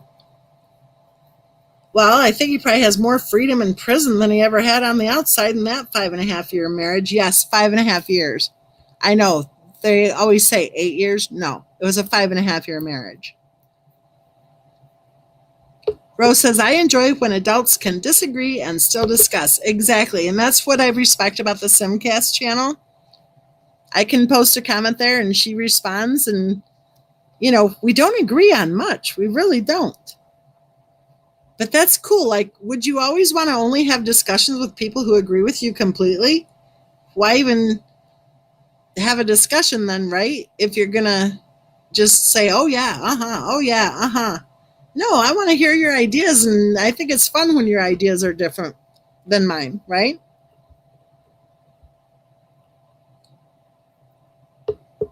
Rose says, I have to say the symptoms were there for that disorder. I have to be honest. You're talking Munchausen by proxy? I think the obvious signs were glaring. Like, I think it was like a billboard on the highway with flashing lights, right? And it just really concerns me that more people aren't saying it out loud. I mean, they were sick constantly. And you know what? They weren't sick before. You remember how she posted that she was in Indianapolis and checking out at the hospital on a daily basis for like a month or a month and a half? Well, when she got home from that little jaunt, and, you know, for those of you who say she never went there, well, then why the hell was she posting that she was there for a month and a half? Okay, so either way, she's lying. What? How does that work? From that point forward, then all of a sudden the kids are sick every single month for weeks at a time? Got to go to this specialist, got to go to this. Oh, they have asthma. Oh, they have asthma. Doctor after doctor said, no, they don't. Well, go find a different one to say to then, right? And then one day they had a PA who said, oh, yeah, they do. Was that something? I mean, are you guys into statistics at all? The likelihood of both children having asthma is BS. Zilcho. The likelihood of both children having familial Mediterranean fever? 0. The likelihood of one of the children having familial Mediterranean fever? 0.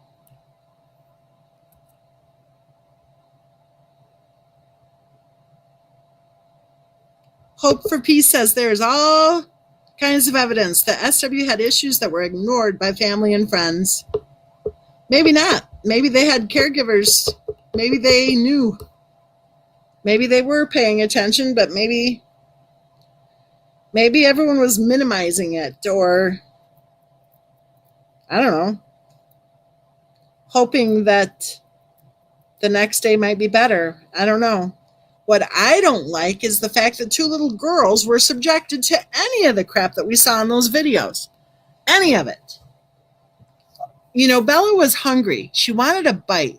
And her mother responded with, oh, you want a laptop? Well, what do we do when you want something? We put it on the vision board. No, there was a child who was very clearly, I'm getting all worked up here. There was a child who was very clearly articulating that she was hungry. Feed her. Put the phone down. Feed the kid. That's simple. How is it that we all understood what Bella said, but her own mother didn't? And Rose, I think another good point about this is that when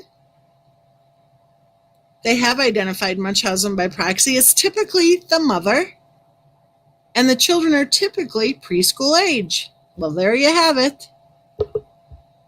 Sophia says, come on, everyone. She lied about her own name. It's Shannon, not Shanayan. And don't forget Veronica. And don't forget Nurse Nene. Do you guys think she had lupus? I don't. GRAVYK says, I feel bad for Christopher Watt's parents. Who expects their child to do something so heinous? No matter what happened, these parents are crucified. It's not right. Well, they shouldn't be crucified. They should be treated with respect. Hey, Mrs. Fluffer. Mrs. Fluffer says, hey, guys, I'm here listening. Yes, Sophia, both girls are sick again. Bella and the thermometer. Mrs. Fluffer says, oh, that was gross. Kay Cooper says, no videos of SW ever driving her own precious car either. I made a joke one time that I think that she made those videos sitting in her driveway. Well, guess what? I think I was right. Remember that My Daddy's a Hero video where little Bella had those, I call them Theo cheeks, because she looks like her Theo levels are too high? I bet you they were sitting in that driveway without a key to the car. I betcha. Rose says, why else Would they go to daycare daily? Exactly. If that isn't evidence, I don't know what is.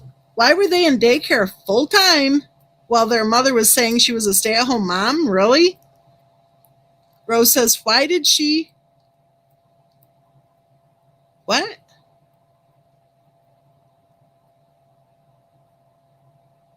Oh, that she was left alone with the kids for 5 hours. And it wasn't even 5 hours. The way Cindy tells the story, she was heading to the hair salon or whatever. And after an hour or two, she was burning up the phone saying, she has to get back here. Why aren't you back here? Who's going to take care of the kids? And Cindy and Ronnie both thought, they're your kids. What do you mean who's going to take care of them? But that would fit, wouldn't it? It fits everything that we're being told by people contacting us. Hope for Peace says, the photos make me ill. I would have a heart attack if I saw my child with a blanket around her neck. If you saw your child with a blanket covering her face when she's sleeping, you would run in the room and rip that blanket off that baby's face, and you would make damn sure that your baby is breathing. Not Christopher Watt's wife. Nope. Gotta take a picture. Do you remember the one of poor little Cece heading down the stairs head first? And she took a picture from the bottom of the stairs? How about catch the kid? Mrs. Fluffer says, SW never left the house. No shopping videos, nothing. Well, you know my theory on that. I think that room on the main floor was her haunt. Kay Cooper says, lots of Tylenol. Paul says, Kay Cooper, the car she earned? And there you have Christopher Watson, one of his little interviews, saying, she got the car for free. I'm just going to start calling him Doofus, I think. Rose says, I saw her driving her car. She did videos on it, so I can't agree with that. SW definitely had symptoms of MBP. Sophia says, and it's usually young children. They also claim asthma. Exactly. And how does asthma, come on. What was in those nebulizers? Allergic reaction. Baloney. And, anyone familiar with allergies? It's the first time she gave the child a sliver of a nothing, whatever. Is that how allergies work? No, it isn't. It isn't. Evidently, she didn't Google very well on that little detail. It's too bad somebody in real life didn't take her aside and say, stop it. You're acting weird. Stop it. Look at the buddy who was interviewed who said that he didn't think she had any physical illnesses or diseases or anything. He said that he thought that her quote-unquote health challenges were not physical. He said all she had to do was see a commercial that talked about another new illness, and then all of a sudden she'd claim that she had that one too. Kay Cooper says, Paul, she did not earn that car. Yeah, he knows it, honey. Paul was being facetious. Patty says, is that why Bella's hair never grew? Bella's hair grew just fine. She had a mother who liked to give her haircuts. Sophia says, short-haired Bella, poor babies. Yeah, the poor little girl who wanted to have long hair. And remember that video where she said to her, when Bella was fussy, probably hungry, she said, do you need a haircut? Sophia says it did grow. She cut it. Rose said they kept Bella's hair cut, supposedly to make it grow. Yeah, that makes a whole lot of sense. But take a look at Bella's hair in North Carolina. It grew just fine, I guess, when her mother wasn't, evidently making sure she looked like a boy. I don't know. MJ says she didn't earn the car. Paul, you're in trouble for this, man. They can't pick up on the facetious tone in your voice in a little chat thread here. MJ says she didn't earn the car. The car was CW's on a lease. Isn't that weird? He signed a lease for the car and he's sitting there telling law enforcement that she got it for free. Ugh. We'll just say Doofus is his middle name.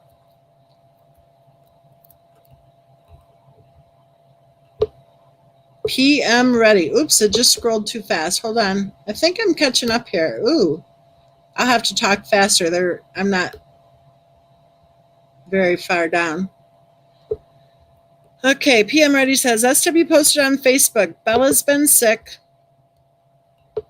for a month. I wonder how many days Bella was absent from daycare that month. I bet you Bella was never absent from daycare. I bet you Bella and Cece both had perfect attendance records. Lilibet says, sorry, I can't stand listening to this lady criticize Mensa. That lady is in denial. What about the spray bottle in Bella's face? Exactly. Exactly, Lilibet. Dolo's happy to have caught alive. Hi, Dolo. GRA VYK says, I did MLM prior to internet and was successful, in quotes, but you never make serious money and I won 4 cars. You're always chasing the dragon. You won 4 cars. Yeah, okay. Paul says, hey, Paula. K. Cooper, exactly, MM. Help cover up stuff, in my opinion. GRA VYK says, I'm not a liar either, ever, because I'm a grown-up. Exactly.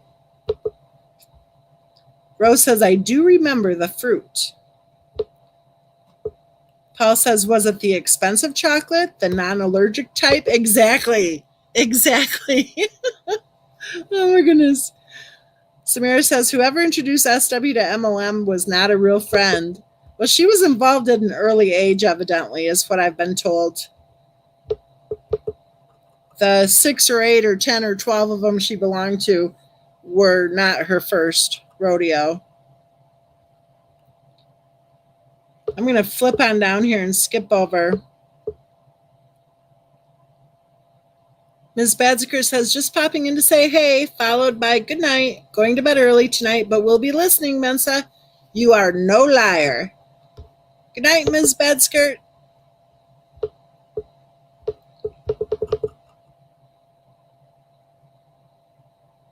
Ooh, Sapphire's impressed. Sapphire says, you handled this like an intelligent, nice person, and I'm very impressed, MM. Well, I am an intelligent, nice person, Sapphire. And I'm being silly. Mrs. Fluffer says, did we talk about the cameras yet? The underwater camera that Christopher Watt's wife was taking pictures of her nephew, of his nephew, actually. I mean, that's a whole video all on its own. Or are you talking about the cameras in the house? And why on earth don't we see any footage from the interior? Cameras everywhere. Rose says, sometimes the hardest thing for us to do is to call the police on our loved ones. I have a story, many of them, and I was afraid to say much. Long story. I had a daughter-in-law just like her, sadly. Aw.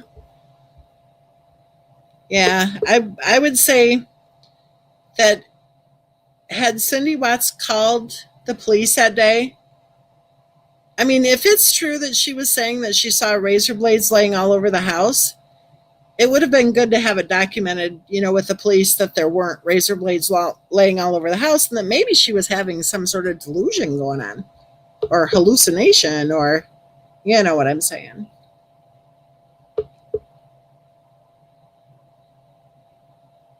Tennyson said she never done that with her kids, the medicine before bed. Who said that?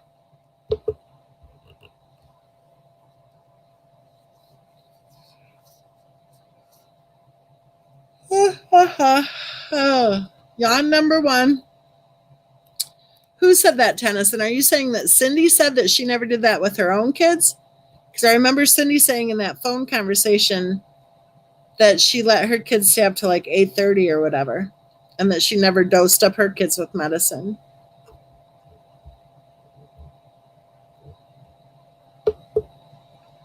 Rose says, please let Mr. Arch know I missed his comment until later and agreed with him.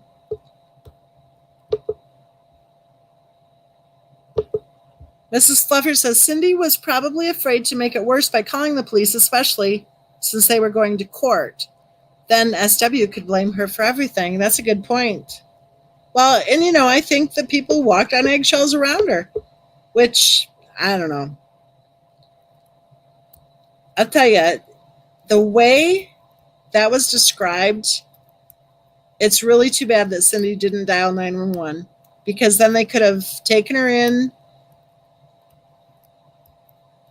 and at least for observation, 24, 48, 72 hours, whatever they could get. And maybe she could have been helped. But you know what else? The people who are insisting that there was an open CPS case, they're claiming that she was actually caught in December of 2016 at the hospital. And remember how she lost that one friend and everything? And how all of a sudden the kids were both in daycare full time and stuff like that? I mean, all the details just would fit that, right? Why wasn't she arrested then? Why was she allowed any access from that point forward? When is society going to protect children instead of stepping back and going, well, she seems like she's, trying or whatever? I mean, when is Munchausen by proxy going to be considered the crime that it is? And I know people are divided on this issue. Some people think it's a mental illness. Some people think it's criminal. Some people think it's both. I think it's both. But I don't care if it's a mental illness. I care first that there are babies who are being harmed. And those babies deserve to be protected.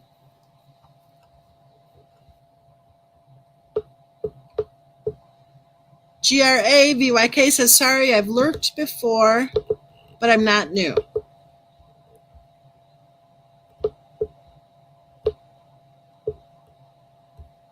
Rose says, Ronnie and Cindy have a memorial in their backyard for all of them. People tried to even lie and claim nothing for Nico and da-da-da-da-da. I know. It's so ridiculous. And that whole routine is just ridiculous.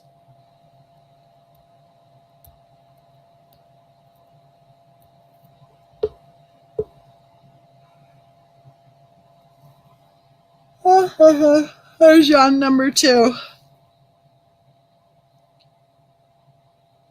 Yeah, exactly, Mrs. Fluffer. She can give them chocolate chips, can't she? I like the way all of the diseases, allergies, conditions, diseases, whatever, the syndromes, whatever they were in remission.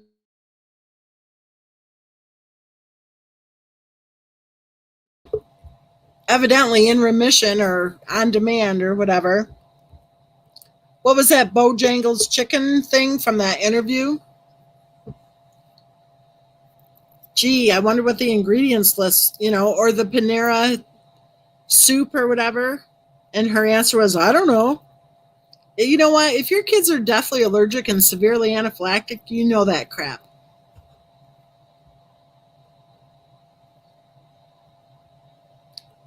Rose said that Chris said they spent more days at the doctor than at school. Interesting. And who takes the day off work when the kids are sick if your wife's sitting on her duff at the house all week long?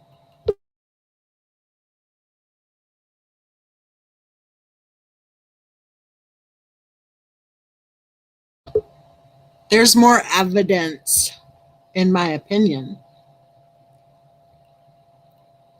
Tennyson says they had to pay out of pocket for the familial fever tests and they're expensive.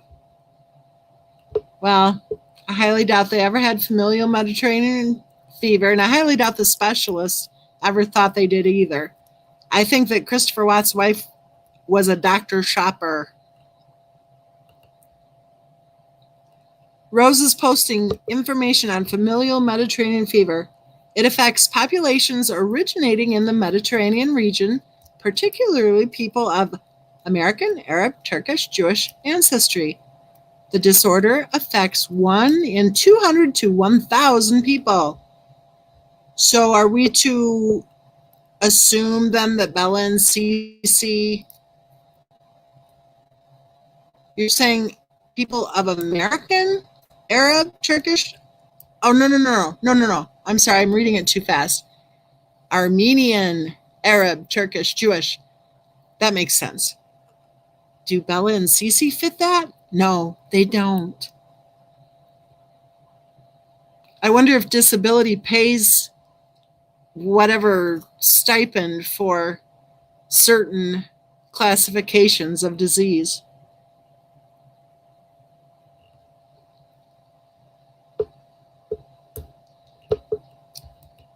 Rose says, yes, ma'am, Miss Mensa, the MBP is textbook for real.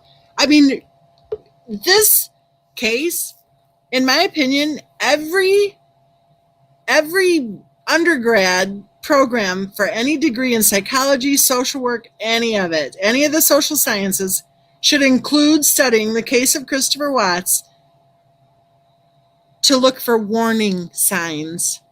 And I'm not talking about Christopher Watts. I'm talking about warning signs with his wife.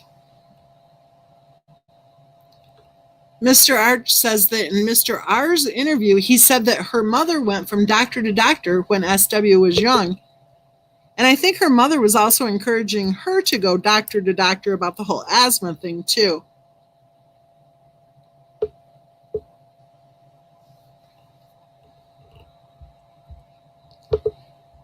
Rose says, no family of an accused criminal should be treated as if it's their fault. Exactly right, Rose. Sophia says, what's Theo? Do you mean when I said that it looked like Bella had Theo cheeks when they were in the car? Theo is, let me think, theophylline? It's a drug given to children who the doctors are convinced by the parent who's doing the self-reporting have asthma. Star Mama says, Mr. Arch, yes, SR did that with SW according to FR. I heard that. So she grew up going doctor to doctor then? Is that what you guys are saying? Maybe she liked the attention. Rose said, yep, exactly, 100%. At first, she had a time limit on being alone with them. And then I think it was like, wasn't it none at all? This is what I was told. Like for the first 16 months or something, it was no time at all, alone. They had to have caregivers. And then after, I think it was 16 months or something like that, I don't know, then they said for 1 hour in the morning. But she couldn't drive with them. And I guess for those of you who are saying there was no open CPS case, why did Christopher Watts pick the girls up from daycare? She was sitting on her duff at the house all day. Why didn't she hop in that little car that she convinced the world that she got for free and go pick up the kids?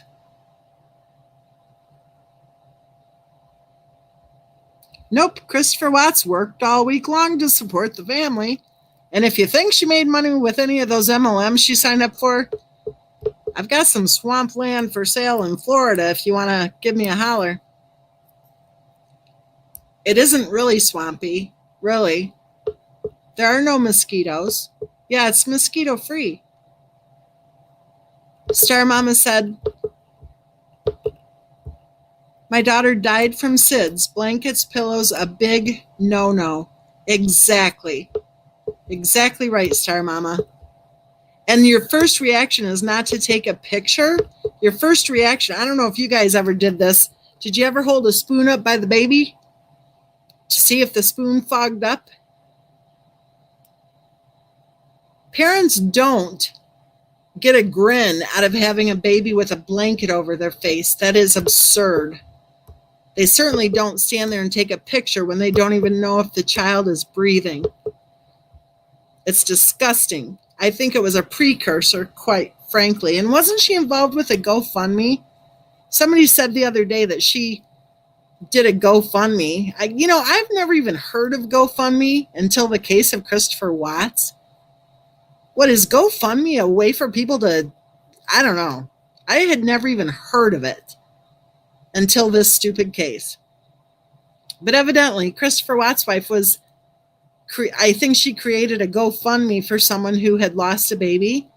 So it isn't like she never heard of it before. It's probably one of the support groups she signed up for so she could try to push her MLMs. And then she's posting pictures of her babies with their faces covered with blankets and pillows.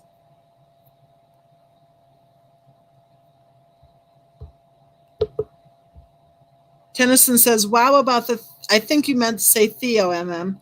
And here's the thing. If your baby has Theo cheeks, they're getting way too much Theo, okay? If that was from Theo cheeks, then that means she was getting way too much Theo, which is not a good thing. So either way, she was either sitting in a car that didn't have air conditioning because my hunch is her mother didn't have the key, or she had Theo cheeks from having too high of a level of theophylline in her little body. C. Cole says, I held a mirror under my son's nose. I used a spoon. That was my thing. If the spoon fogged up, I'll go back to sleep. Especially, those first few nights when they sleep all night, and you're like, oh my gosh, that's when you do the spoon thing. Or the mirror. The mirror works good. Exactly, C. Cole. I was terrified he'd stop breathing. Kay Cooper says, I always held my hand close to my baby's mouth at night to check and see. Exactly. Exactly. If you walk in and there's a blanket over their face, you are not going to take a picture. It's that simple. And you want to know something else? And I know I'm kind of sounding a little bit like a rant here, but here goes. Why didn't anybody in her life recognize a serious problem when they saw those pictures of poor little Bella and Cece with their faces covered, posted on social media? Shrimp Cocktail, hey you. Shrimp Cocktail says, weren't they scheduled for a Family Matter court date on August 26th for an ongoing family matter? Yep. And one of the family members said, it was for an ongoing family matter, so stop talking about it. What? Stop talking about it? I don't think so. What was the ongoing family matter? Gee, maybe something happened over the summer? Maybe there were some rules that were broken?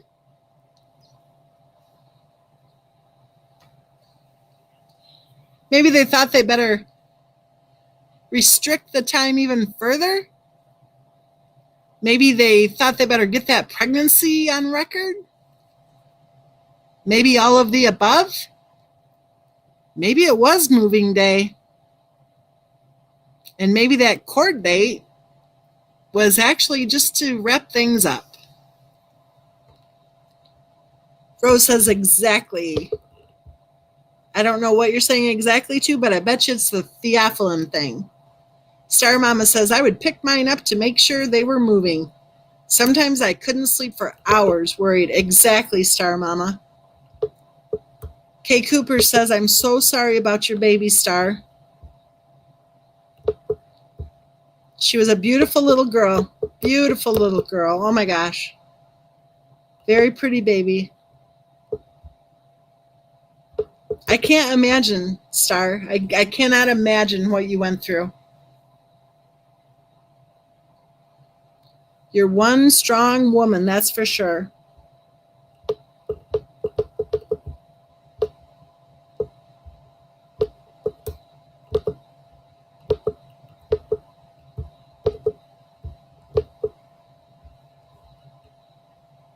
Trying to get the scrolling thing or whatever it's called to work. You can probably hear me hit my computer, the clicker thing, the keyboard.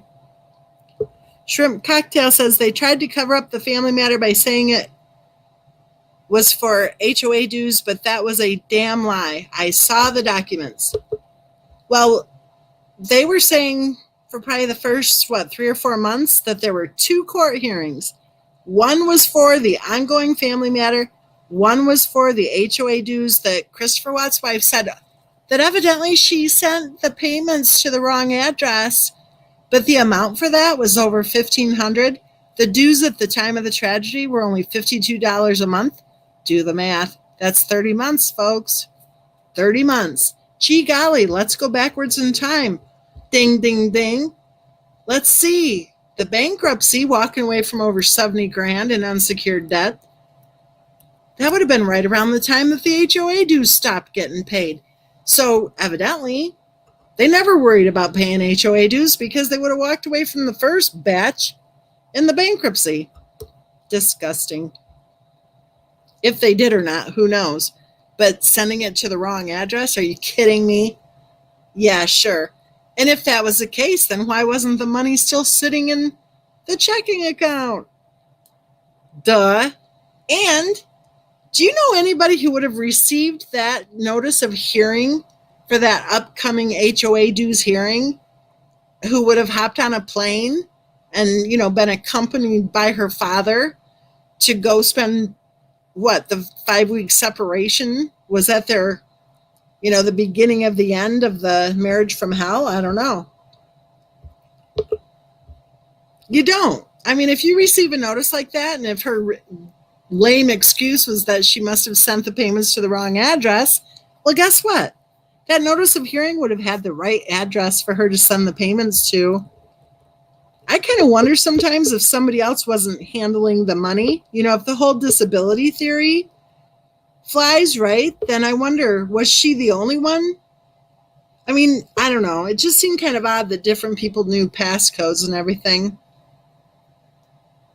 Paul brings up a very important point. She was listed as an endangered missing person. Why? Well, we think we know the answer, don't we? Cosmo says, quote, ongoing being the operative word. Exactly right. But again, if that is the case, if it is the case that in December of 2016 that she was caught medically abusing both children, why the hell wasn't she arrested? Why the hell wasn't she prosecuted? Why the hell wasn't she put in prison? In prison. Medical child abuse is a very serious crime and often leads to death. And I don't mean that medical child abuse happens often, but it is a very, very dangerous form of child abuse. It is a crime. Why wasn't she arrested and prosecuted? Shrimp Cocktail says, I wonder if SW was trying to throw CW under the bus on that family matter too. That's probably why he got that rejection type letter from Weld County. Well, there was a weird one. Oh, that was back, I think, when Bella was younger. I think that was like if you want to appeal, whatever. I don't know. There was something. A lot of people on social media are claiming that they had an open case when Bella was a baby too. So I don't know. Lilibet says, would sure like to hear from the ex-nurse friend. Bet she could tell us a lot. Ooh, I bet she could. But I'm kind of wondering about something about that little relationship. And the fact that she hasn't spoken out. If she was actually a caregiver, which I think she was, if she was actually a caregiver, then guess what? The rules of confidentiality would prohibit her from speaking out.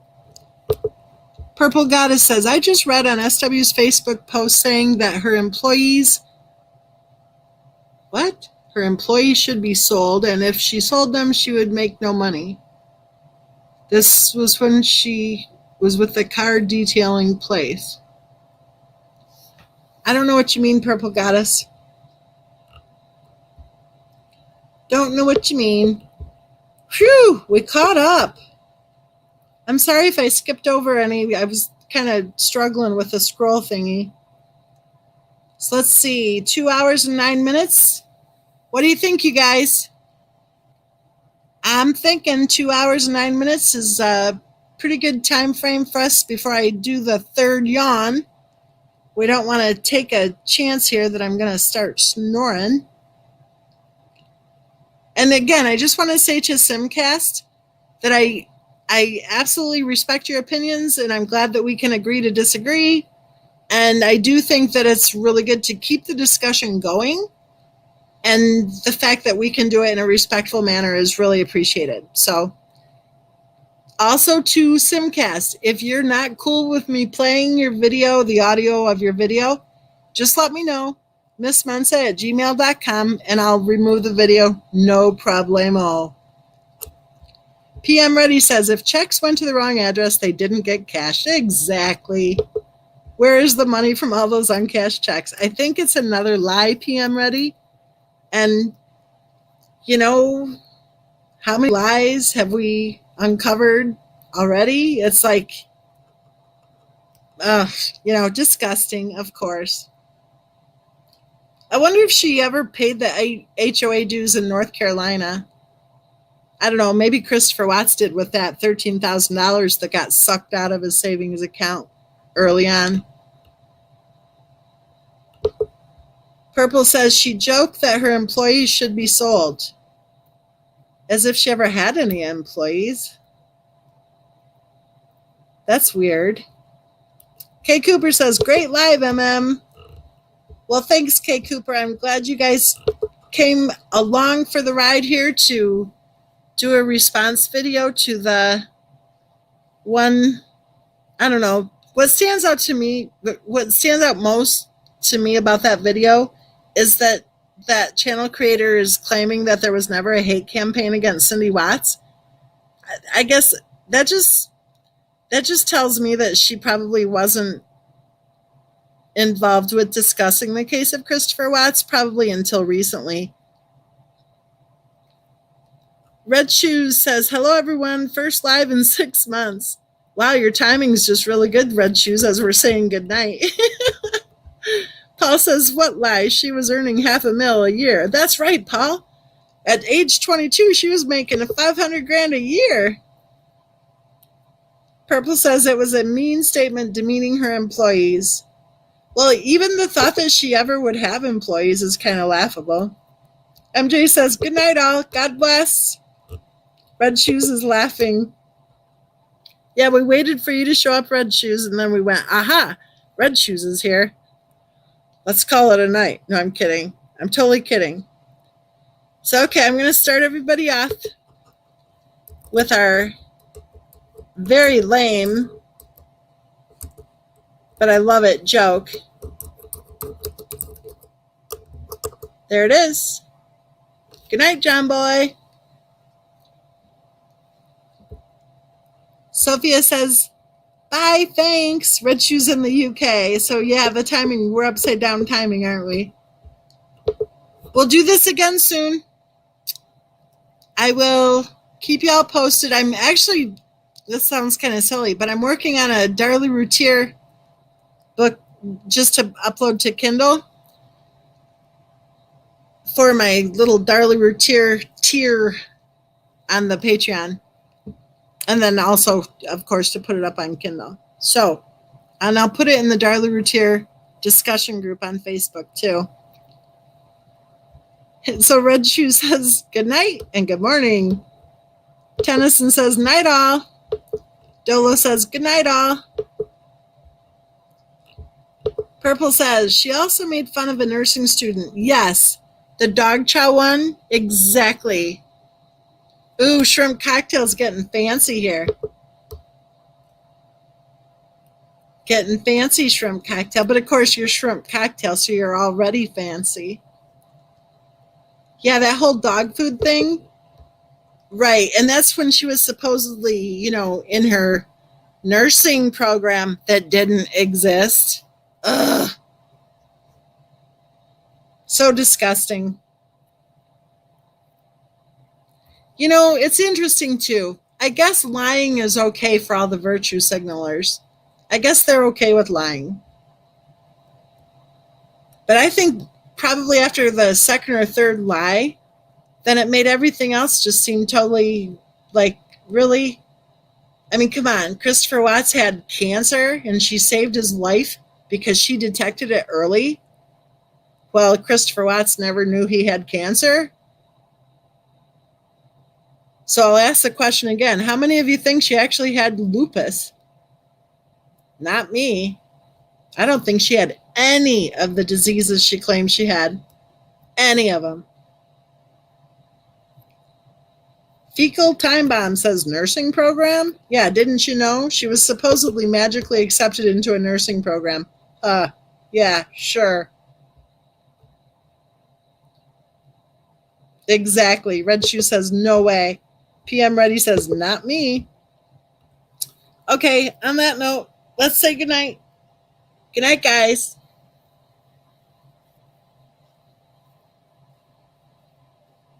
Enjoy the rest of the week. And remember, be safe, be healthy, and know that you are loved. Good night, everyone.